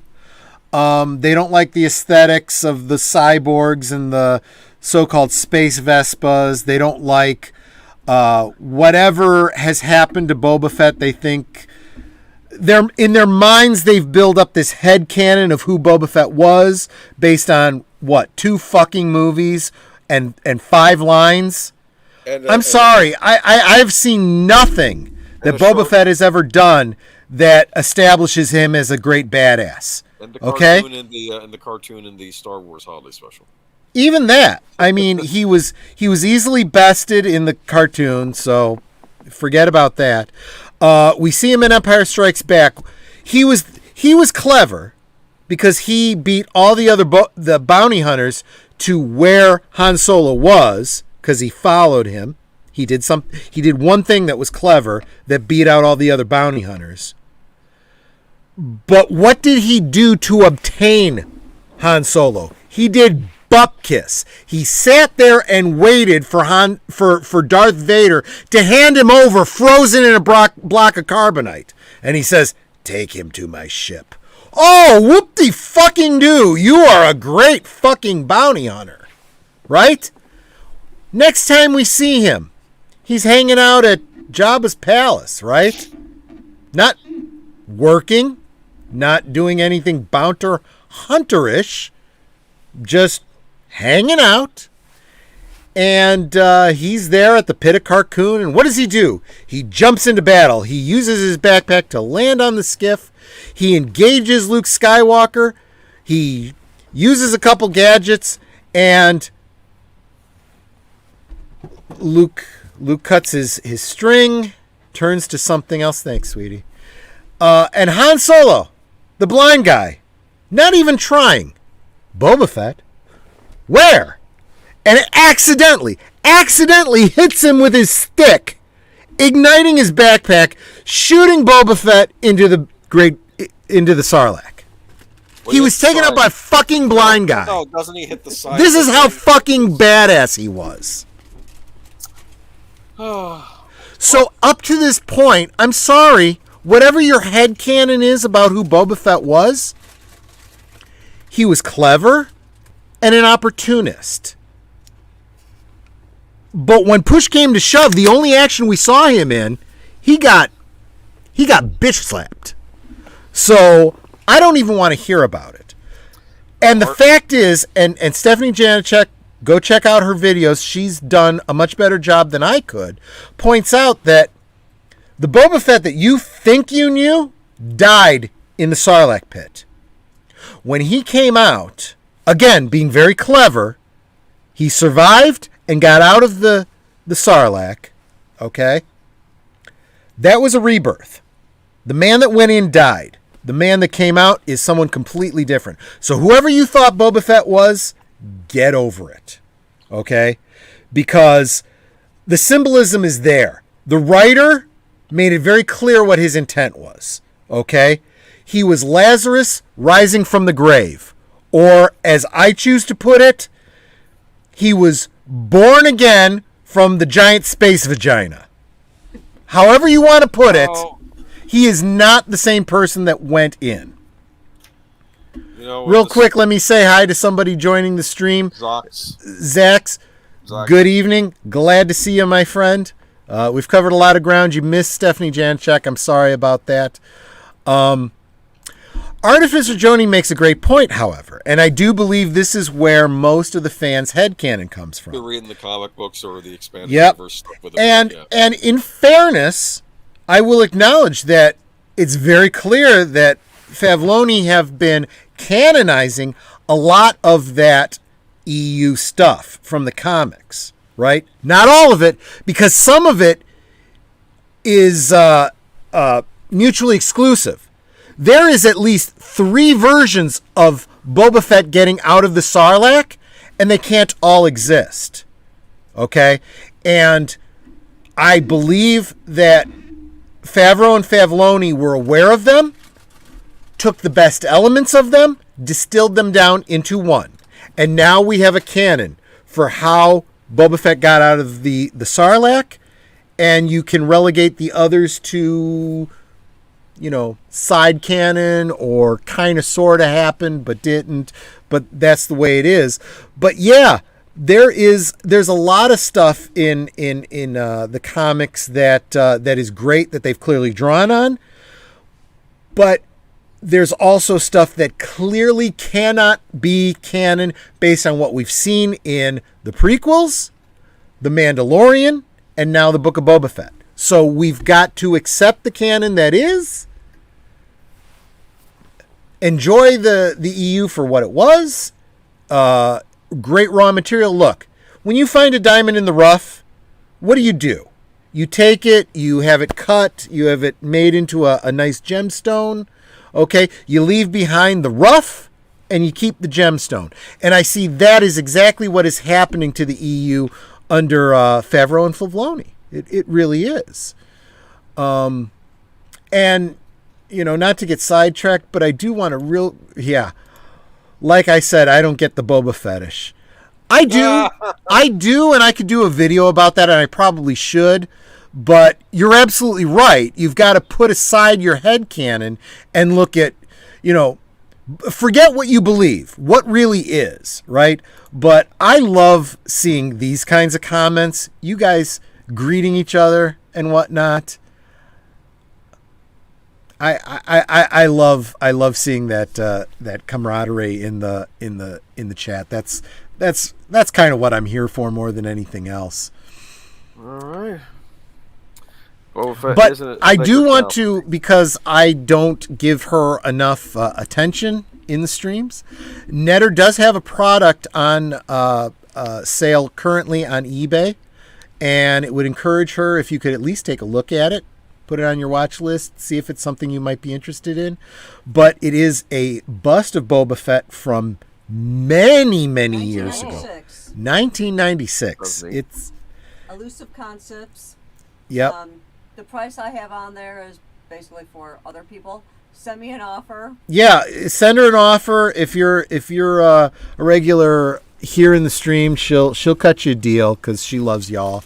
But it's cool. It comes with a certificate of authenticity. I don't know anything about Elusive Concepts. I don't know how collectible it is, but maybe you do. Go check it out if you're a big Boba Fett fan. And I have the original inner box and shipping box. It's in excellent condition. We've done nothing with it. The box is slightly bowed, but the product itself has never been displayed, never been out of its box. I basically had it sitting in storage for years because we didn't have any place to put it, so it never got out of its box. So, go check it out. But, it's funny. Zach says, Boba Fett isn't a sacred cow for me. Maybe this is nitpicky, but I find it distracting that he took over a criminal organization with no organization. I was expecting more from a crime show. Interestingly, Zach, you hit on an excellent point. So first, let's take the first part of it. What was he? If we distill it down, he was a clever bounty hunter. Just a criminal background character, okay? So just put aside whatever you believe about Boba Fett, and you've built up in your mind. Apparently he's got an in-universe reputation, but the real person, like I said, he got ganked by a blind guy. He spent some time in the Sarlacc. He's obviously got some health issues. The man is 61 years old. Okay, so whatever he was in his prime, he ain't now. Okay, but I'd still say he's pretty damn badass. The fact that he didn't die when getting the shit kicked out of him by a Wookiee is pretty damn impressive. I'd have been dead being thrown around the way he was. That's just reality. So if you want to get nitpicky, get on that point, people. But speaking to your point, Zax, I do want to hold up a comment from one of my previous videos. No. I get that, Zax. No, you're not shading him. Maybe I am a little bit. I'm just saying let's be realistic. Let's look what we've actually seen on screen and evaluate it for what it is. Not build it up in our mind what we believe in our headcanon, right?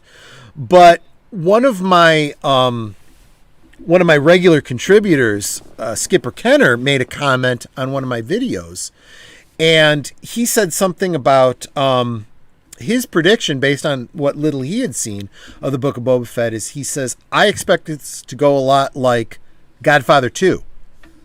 Obviously with Boba Fett being in the role of Michael Corleone, taking over, the leadership of criminal empire, and kind of building his reputation and his contacts. And I see that playing out. I see that as a great analogy. But I will say I don't have complete rose-colored glasses. I'm getting sick and tired of people, shitting on me and saying, I've got a Boba fetish and I, will defend left and right and I'm a pixie duster and all this kind of stuff. Look, you guys have been with me all along, right? And you guys know I am the opposite of a Disney apologist. Netter and I sold our stock in Disney after what happened to Gina. That being said, I'm also a realist and a pragmatist, okay? What have you done for me lately? And what Disney has done for me lately has been pretty good. What I've seen in the cartoon series, what I've seen in Mandalorian, even the Book of Boba Fett to some degree, I have hope. Plus, when I look at what's going on behind the scenes with Disney, and I see the change in leadership, and I see the mandates coming down, I see good things in the future. And I do want to be a part of that.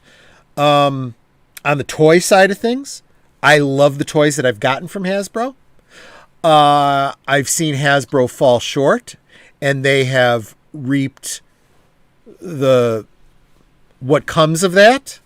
And I'm speaking obviously of the Rancor HasLab that failed. Listen to the fans. That's always, when in doubt, listen to the fans. When you want to sell something, ask the person you want to take money from what they want and give it to them. That's always the winning strategy, if you want to get very, very simple about it. But I will concede that the Book of Boba Fett is not as good as Mandalorian. It has many shortcomings. And rather than get into them, because the nitpickers have been all over the social media griping ad nauseum about what they don't like about it, I would like to point out the bigger picture and why I think it's happening. So first we have a director and seasoned showrunner in Robert Rodriguez, somebody that I admire a great deal. I've liked everything he's done. I can't think of anything of his that I didn't like. But he has taken this because, he wanted to contribute to it, sure. But he also has plans to do other things. I think it's very clear from things I've seen him do, as well as things he's outright said, that he is angling for an Alita 2. And that was never more clear than the last episode of Book of Boba Fett. The things you don't like about the Book of Boba Fett, the Space Vespas, the cyborg kids, etc., I get it, but I also, as a fan of Alita, see it as a nod from Robert Rodriguez. I see you guys out there. I'm still pushing for Alita 2. I'm working on that.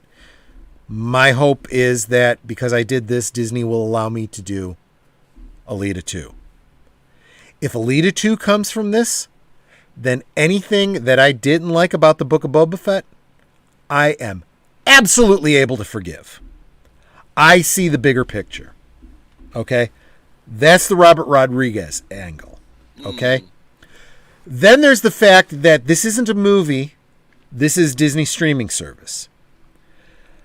This is where Disney deserves to take a great deal of flack. But not because of Space Vespas. This is where the pacing element comes into it. Book of Boba Fett was announced, put together, and put out in like a year. What you see in pacing, I see as they did not have enough time to put together 8 episodes of a show. It was rushed. This was a first draft rather than a 3rd, 4th, or 5th draft, which would have been polished and better. I think a lot of the things that you don't like about it would have been are things that probably Robert Rodriguez and Dave Filoni and Jon Favreau are like, we don't have a choice. We got to get it out the door. Huh. That's what I'm seeing here. okay? Because there is this mandate from Disney. We need content. We need it fast. Get your 8 episodes out the door now. I thought Marvel was supposed to be filling in that gap. Fuck Marvel. That's a whole side thing, but you're right. It does play into this. You're right. But that does also lead to the other aspect of the fact that it's a streaming thing, and that's that these 8 episodes of the Book of Boba Fett probably would have been better off as 2 movies. Okay? And I'm hearing this a lot, and again, this is me saying, if I had had the opportunity to do this, if someone gave me the ability to be in charge, what I would have done, and I honestly think that I'm not better than Jon Favreau. This is probably what Jon Favreau would have done, but he has not been given carte blanche, right? He's operating inside of a box, and he has restrictions on him too. What I would have done is all of these flashbacks that everyone's bitching and moaning about, okay? I would have made that the first movie. And actually, you know this isn't just me speaking. This is something that Script Doctor said on Midnight's Edge that I thought was good. This is his area of expertise, and he's spot on. He's like, instead of all this bullshit jumping back and forth, which is just sloppy and confusing, what you do is you show an opening scene of Boba Fett sitting up from the bacta tank. And Shenrik Fan says, "What's wrong with you?" And he says to her, "The dreams are back." And then you dissolve to 5 years earlier. And you start with the flashback of Return of the Jedi and going into the Sarlacc pit, being stuck in the Sarlacc pit, getting out of the Sarlacc pit. Okay? His whole ordeal with and you tell it in real time. And you do the Tusken Raiders, and you do the train thing, and you do the ride into town to take over, and you do the dead Tauntauns, excuse me, not Tauntauns, the Tusken Raiders, and that whole story. Were people complaining about a female Tusken Raider or something, or not a lot? I'll get to that in just a second. And you end it, and again, I'm picturing this as a movie, a 2-hour film, okay, and it ends with the scenes from The Mandalorian, from Boba Fett's point of view, right, where you see his events within the book of within Mandalorian, and then him taking off. Okay, that's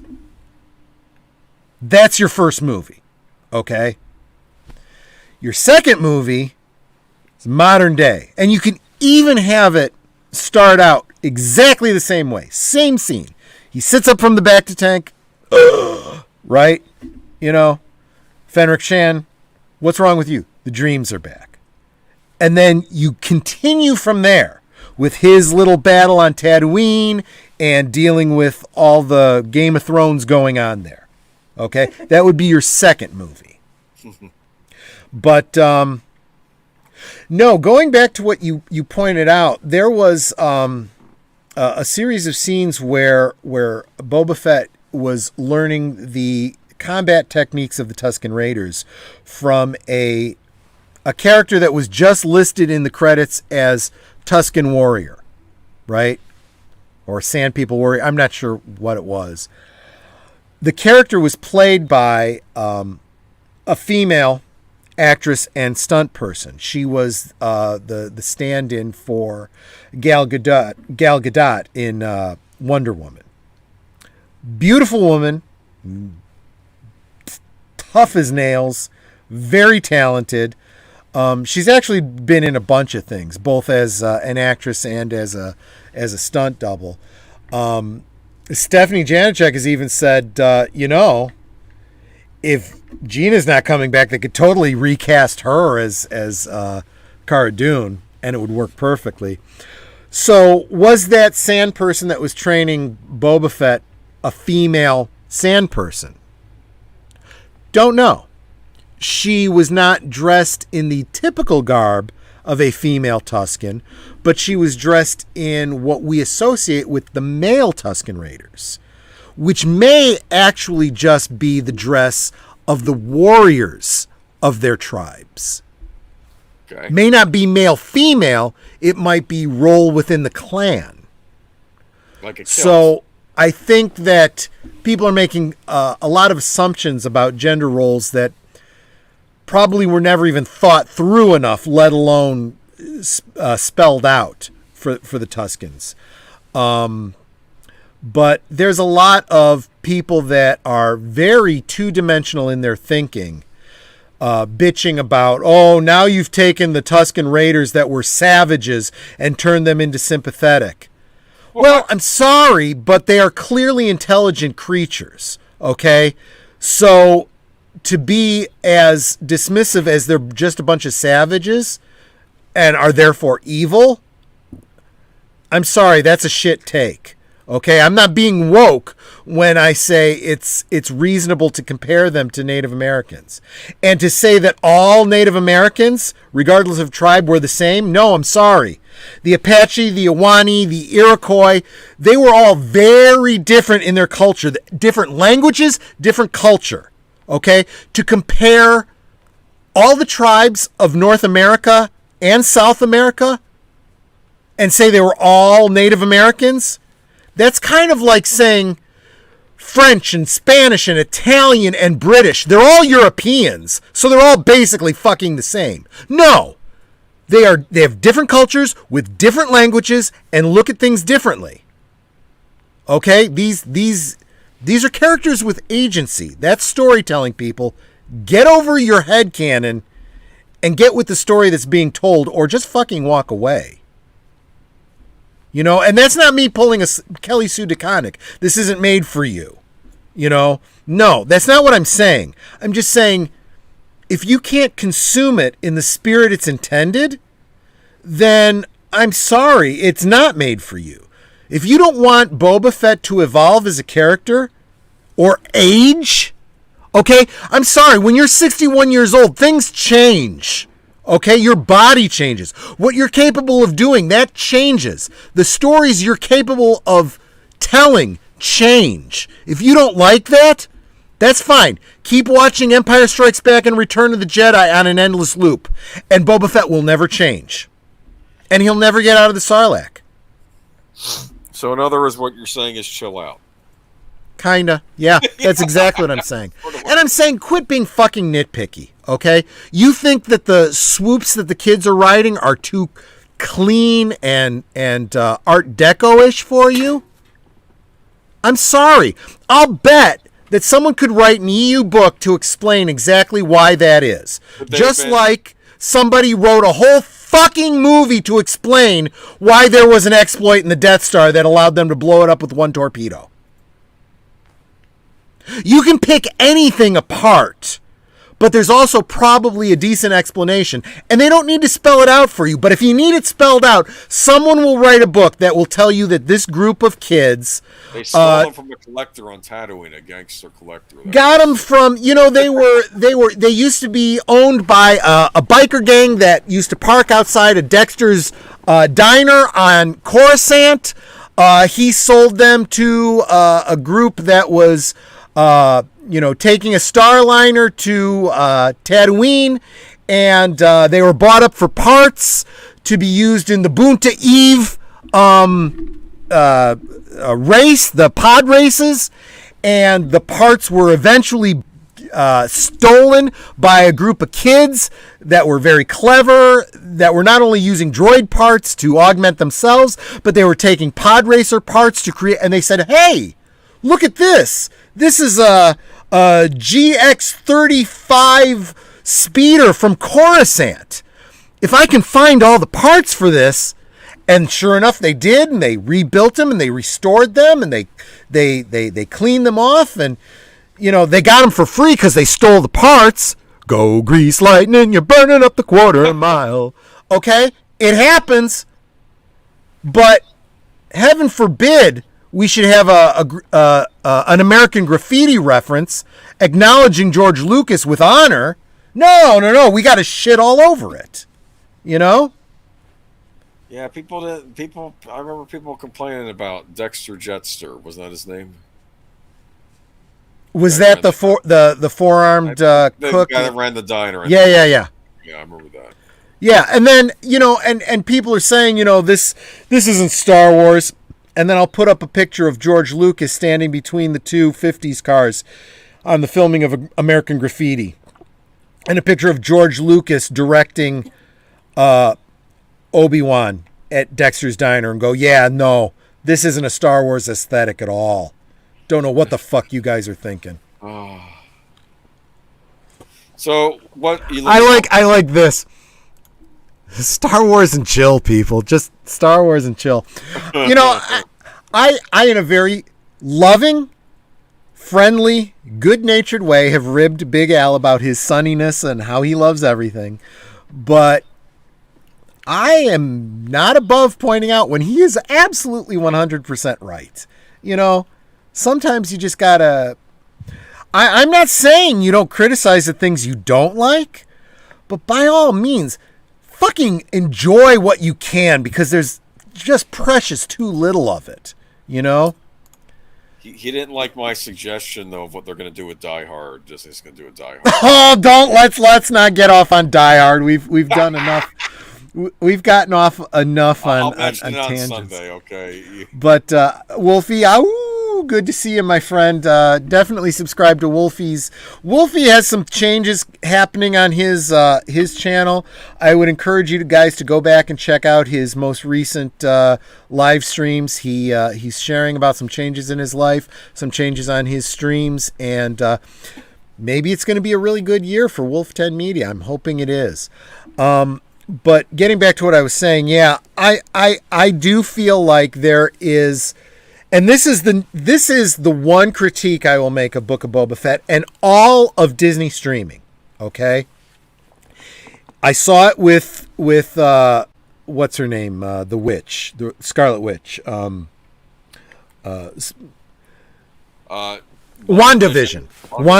yeah. We watched all of WandaVision and we were disappointed because they stretched it out. Too much of the same over and over and over again. They took what could have been a one film and turned it into 10 episodes, and there wasn't enough payoff to merit that. If you're going to make it that long, there's better be a huge payoff. Okay, with The Mandalorian, we got Luke Skywalker. That's a huge payoff. Okay, with Book of Boba Fett, they're doing the same thing they did to WandaVision. It's okay, we're 3 weeks in. Enough. Can we get on with the story already? And they're starting to lose people. And I get that. Because the mandate from the corporate guys are, we're pushing our streaming service. That's why we put everything on streaming service. We're not putting it out on DVD. You got to go to the streaming service to watch it. Blah, blah, blah, blah, blah. Don't release it in theaters, release it on streaming service, and people are going, fuck this. Okay, there is so much content that they could be putting on Disney Plus and aren't, and they're taking these things and stretching it out. Yep. Right? To the point that it's not doing any. I feel like someone dying of thirst. You die with half your canteen filled because you were trying to stretch it as far as you could. At some point, you got to fucking drink it and find another drink, or you're going to die. And that's the problem that these directors and writers are finding themselves in when they do these shows. They come up with these great ideas, but instead of being able to do it in a 2-hour movie or a 4-part series or something, a 4-part series, they got to stretch it out to 10, and they go, the fuck am I going to do? Okay, filler, more filler. Let's get more filler in there. And you lose fans that way. That's the big problem. And I think a lot of people are pointing out that I even heard someone in the Midnight's Edge chat say, Book of Boba Fett's going to be a lot better when they release it and some fan takes it and does a fan edit of it, turns it into a 2-hour movie. And I'm like, he ain't wrong on that. That's probably true. The basic story is great. I think where they're going with it is good, but their execution sucks. And I can't blame Favreau or Filoni or Rodriguez for that. That's the medium they've been put in with the edicts they've been strapped with. That's the problem. Didn't they do that with the Hobbit, Peter Jackson movies? Didn't somebody cut those down into like one movie? I thought I heard about that somewhere. Yeah, that's a great example, right? Because Peter Jackson did the original trilogy.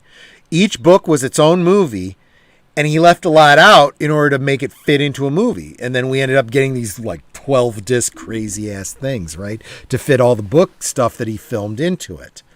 The Hobbit was one book, and they wanted to stretch it to 3. So he had to make up shit, and he had to stretch shit out, and the fans are like, oh, fuck. And what happened with that? Some fan took all 3 of those movies, chopped it up into a fan edit. That's one movie that tells just the story of The Hobbit, and it's really, really good. You know? Which I have on physical media because, you know, it was out there and I got it and I made it. And, you know, so anyone's really, really interested in that, go ahead and get in touch with me behind the scenes and we'll work something out. But Wolfie has a comment here. He says, I'm voicing my discontent about that because I completely stick out like a sore thumb. Just didn't look like it blends well with the world of Star Wars. I get what you're saying. But as I pointed out, okay, the space Vespas that everyone's bitching about, they may not make a lot of sense in their current context on Tatooine. They make perfect sense. Excuse me. I may have misspoken. Those space Vespas may not make sense at Mos Espa, but they totally make sense on Coruscant, parked out in front of Dex's Diner, right? Different aesthetic for a different planet. How they got to Mos Espa, there's a workaround. You know, I mean, that's like picking apart, oh, really? They built this giant moon-sized space station and they left a vulnerability so it could be blown up with a single proton torpedo? And then somebody makes up a whole movie to explain it away. I always figured it was the exhaust port. It was small thermal exhaust port just below the main port. And everyone said, well, why isn't it ray shielded? And they even talk about that in Star Wars. Well, they thought that a single one-man person, you know, wasn't a threat, so they didn't bother. No way you're ever going to get a torpedo to get it. And it doesn't make a lot of sense, right? And it was George Lucas's way of shoehorning a World War II story. And there's an incredible story about, you know, these bombers trying to destroy a dam during World War II using these bombs they had to drop at exactly the right point to skip down the waterway and blow up at exactly the right time to take down a dam. And one would go in and drop its payload and miss, and then another one would, and it took like 3 or 4 runs before someone finally succeeded. And he tried putting that into Star Wars, and it was Marsha who said, we can't keep doing this. You could do 1, you can't do 3 and then have Luke succeed. That's stretching it out way too far. We gotta succinct it. I understand you're trying to do a commentary on something that happened historically, but historical events aren't done to engage an audience. You know, this is Hollywood. Let's edit it down. We'll get the basic story, but we'll do it in an interesting way. And I think that's basically the same thing that we see when we look at anything Star Wars related.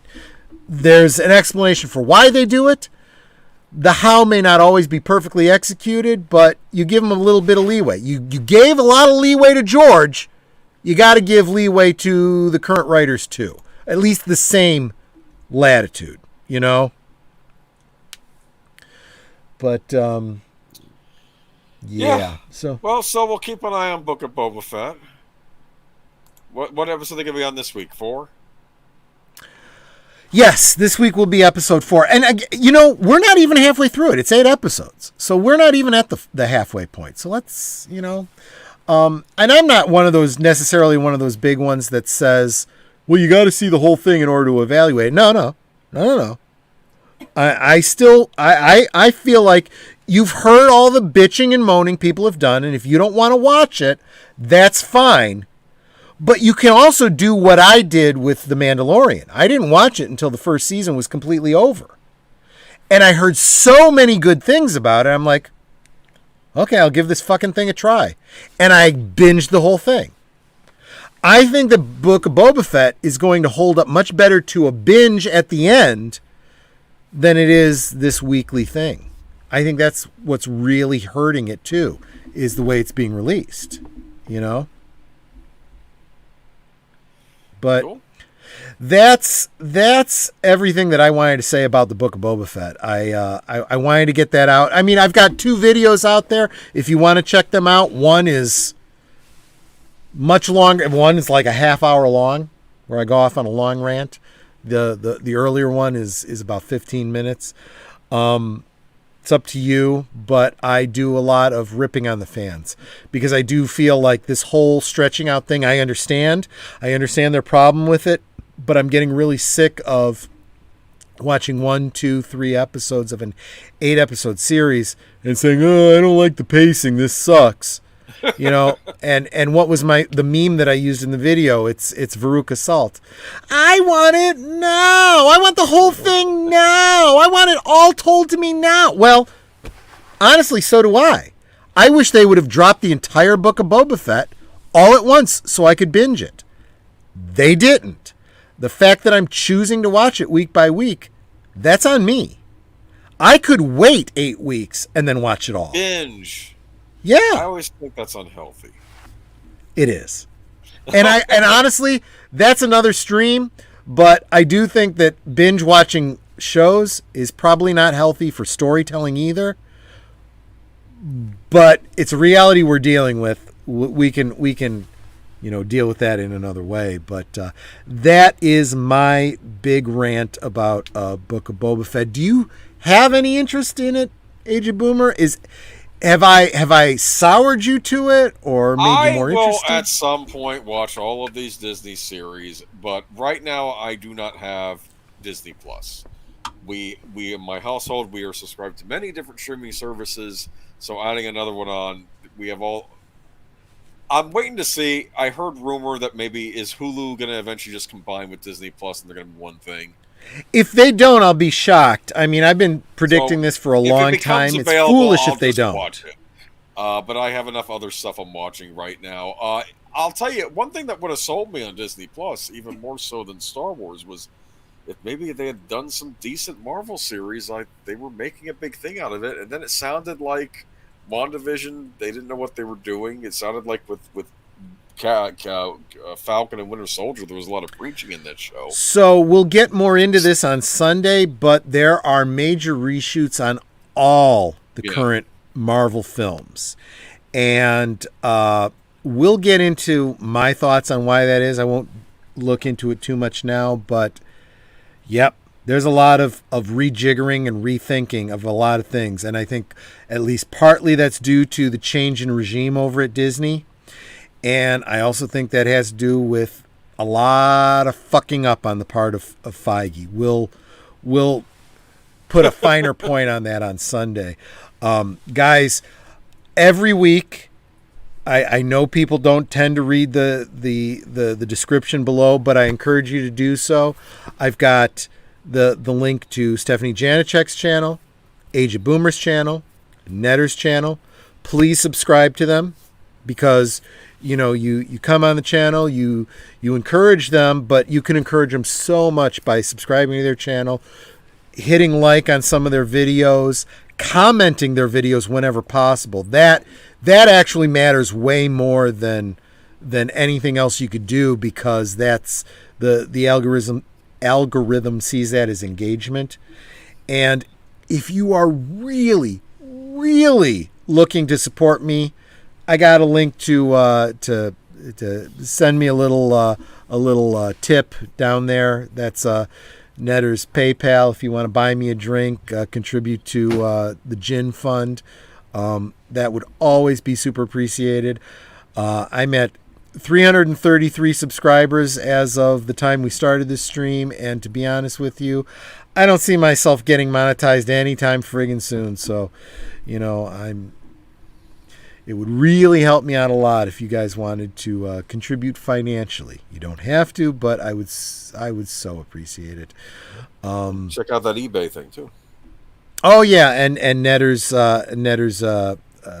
I'll tell you what, that would encourage her financially. It would encourage me by getting crap out of my house I don't want. Everything Netter sells is just a little bit more space. Nice. Really, the more space I have available is more room for action figures. Right. But you of course, if you're new to the channel. Some people used to have a little bust of General Lee in their house, or General Grant. You can have a bust of Boba Fett or Amadeus. Yeah. Amadeus, there you go. There used to be busts in the White House that were problematic, that were removed by certain presidents, but we won't get too into that. So if you enjoyed my content, if you're new to the channel tonight and you like what I had to say, check out some of my previous live streams, and by all means check out some of my point and click videos. I do a lot of stuff about Hasbro toys, Star Wars toys. I do hot takes when I get pissed off about something every now and again. I did one that ripped into John Leguizamo. I've got one that's been very popular on Kelly Sue DeConnick, and we're talking like a minute and a half. It's really just meant to be a video meme. But go check that out if you're so inclined. Next week, I will be on with a regular, frequent contributor to this channel and to the community at large. Deleted Scenes, who I still see in the chat. So glad he's here. He is he has great insights on film in general, as you could probably guess by his handle, Deleted Scenes. But he is going to help me pick apart probably one of the most complicated films in Hollywood. That might be overstating it, but let's just say it's a David Lynch film, so that in and of itself makes it complicated, and requiring a great deal of parsing. But it's the movie Mulholland Drive. Very enigmatic. I have my theories about it. I will share them in that stream. I'm looking forward to hearing what Deleted Scenes has to say about it, and we will be doing it as a rewatch. So, by all means, if you have it on physical media, which is probably the best option, we'll tell you when to queue it up and hit play. Otherwise, you can rent it on, it looks like just about every streaming service. But I will also be playing it over on Discord. The Discord server, Discord link is also down below. That link goes away after 7 weeks, after 7 days. So I'll have to refresh that link from time to time.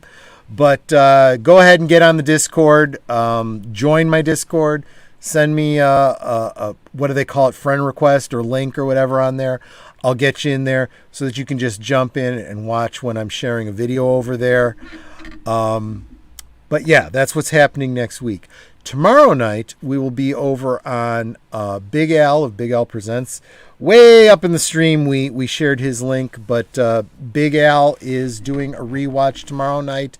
This whole month, he's doing a series of rewatches of Irwin Allen disaster films. And tomorrow night will be The Towering Inferno. It's another one of my mom's favorites. I've seen the movie.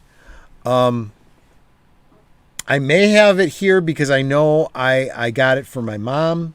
Usually everything I get from my mom I have here, just in case we duplicate our efforts. But yeah, so tomorrow night over on Big Al Presents, that's 9 Central, 10 o'clock his time. That's on Big Al Presents. Sunday over on, let's see, this guy's channel, Age of Boomer. Link in the description, Geeky Geezers. There's a lot to go over.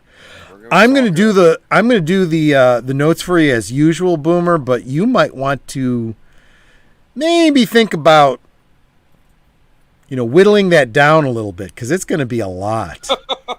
I mean, we got a lot to talk about. Fair, some of them I'm going to spend 2 minutes on. Okay.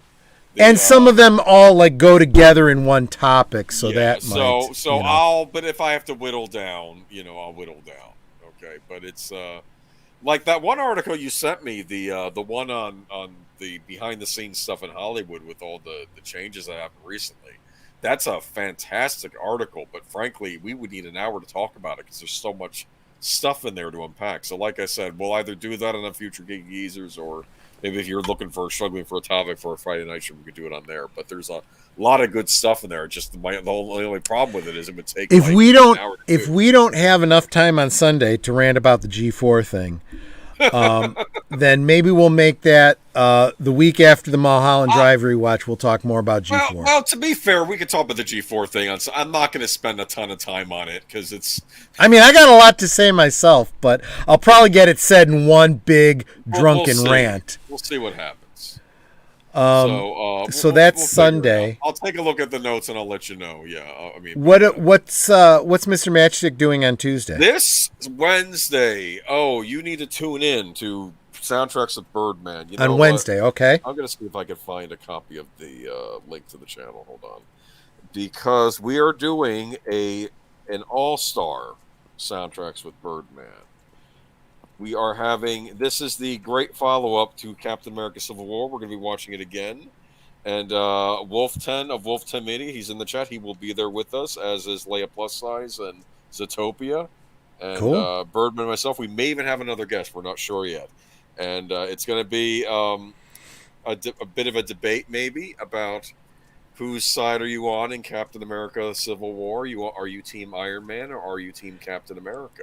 And I'm counting on Wolfie to represent the comic side and point out, at least briefly, the difference between what the comic book Civil War was about and the films. It was I know a little bit about it. I didn't read it myself, but I had friends at the time who were telling me all about it. I remember that. Yep. I remember that Spider-Man kind of got screwed over during that whole mess.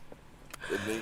Well, Spider-Man had his own problems related to it, but yeah, he was one of the biggest casualties of that Civil War. Real brief, the comic book Civil War had nothing to do with Sokovia Accords and any of that kind of stuff.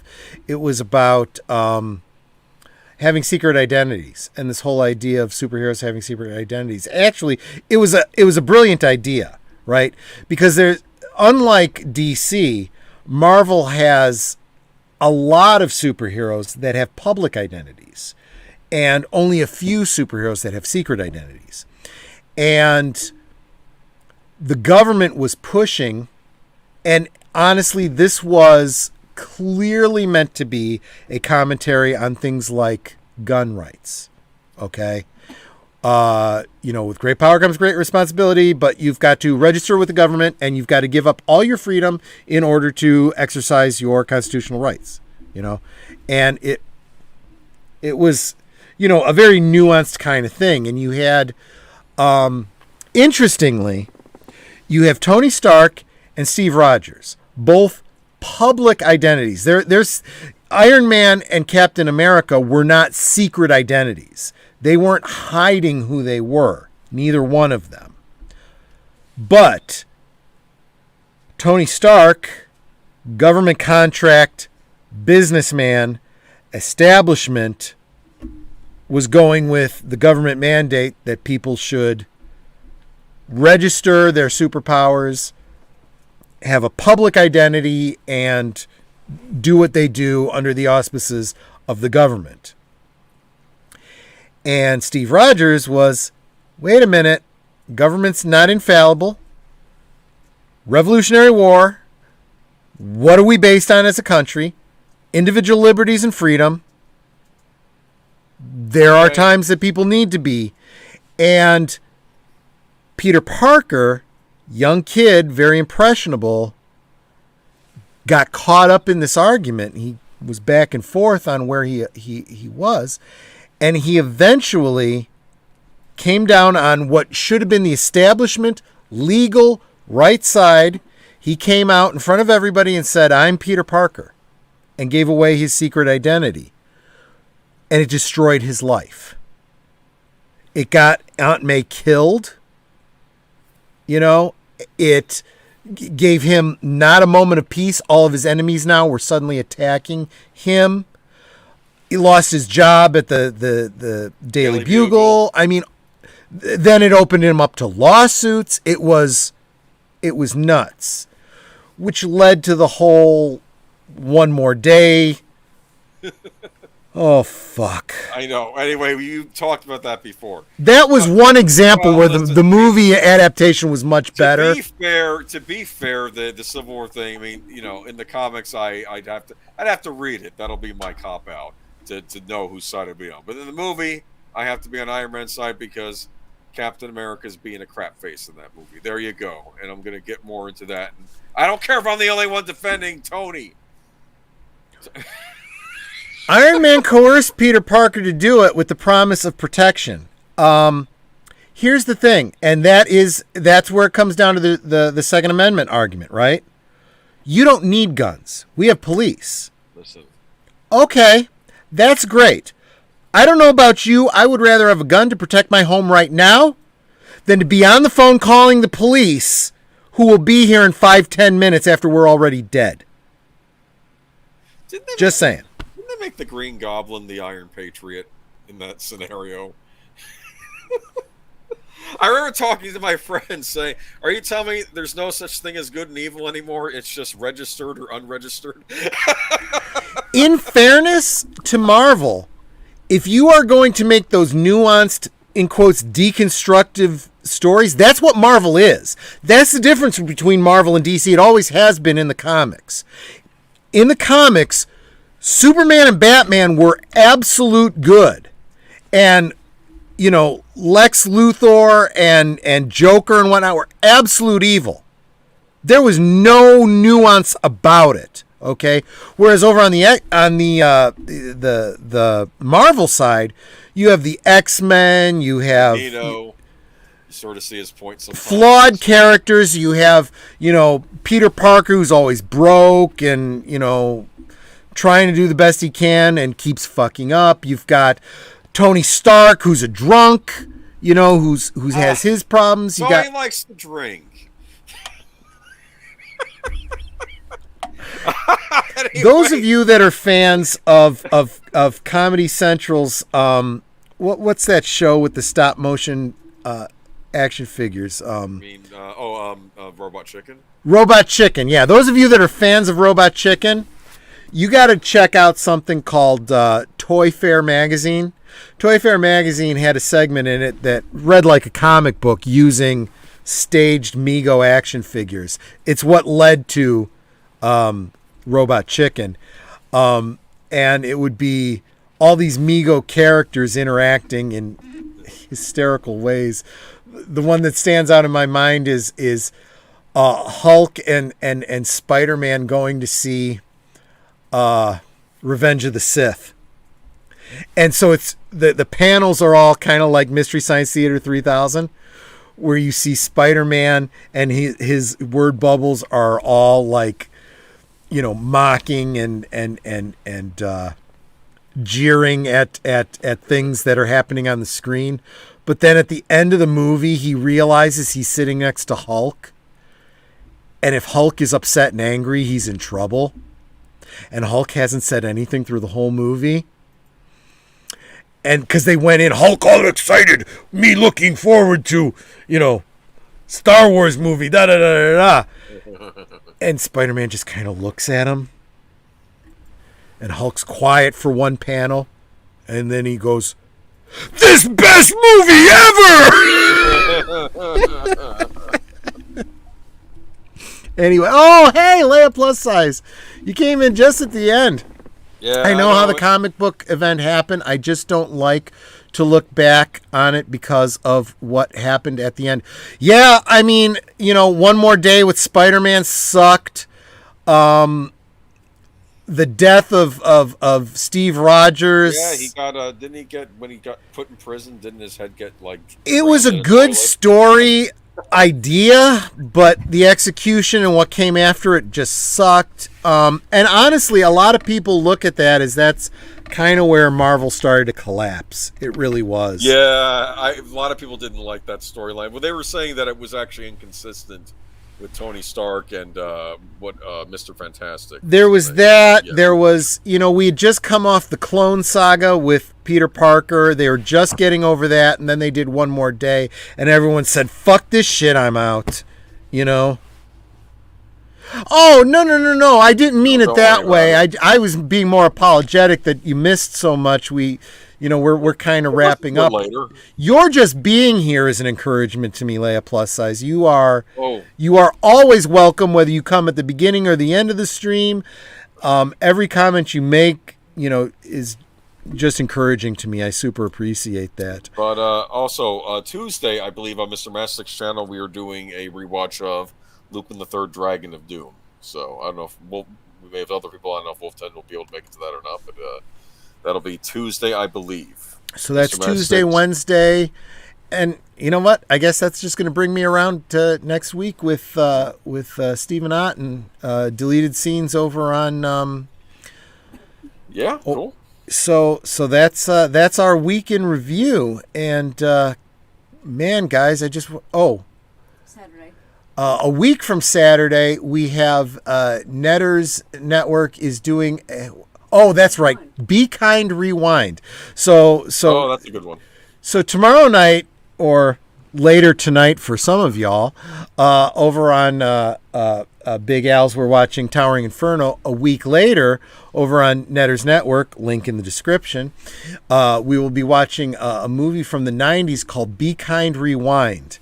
Which really falls into my wheelhouse, as I keep saying, own physical media. We're going back to the days of rental shops for VHS tapes and the stories behind that, and do a little homage to fan films in a way. And it's just a fun movie that we remember fondly, that we want to share with you, and I think you guys are going to really, really like. Cool.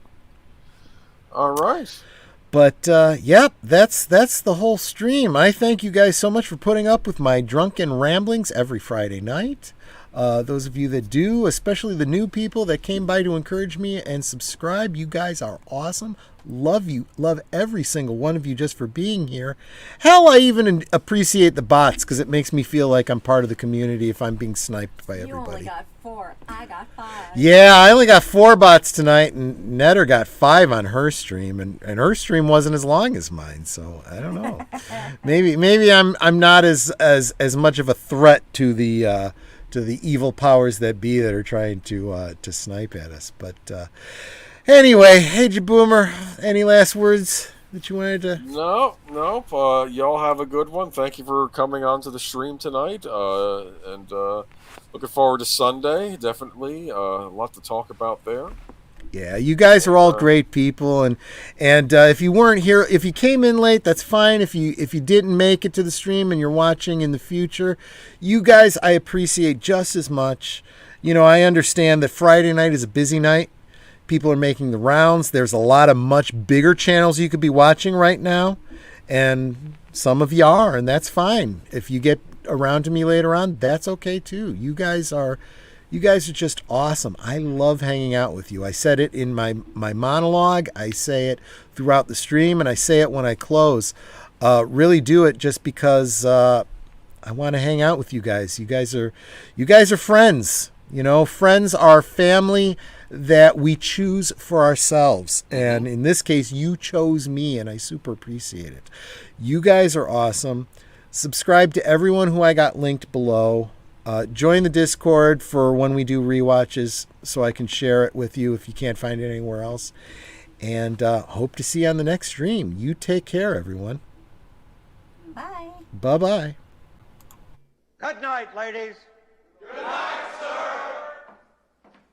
Hit it, sweetheart.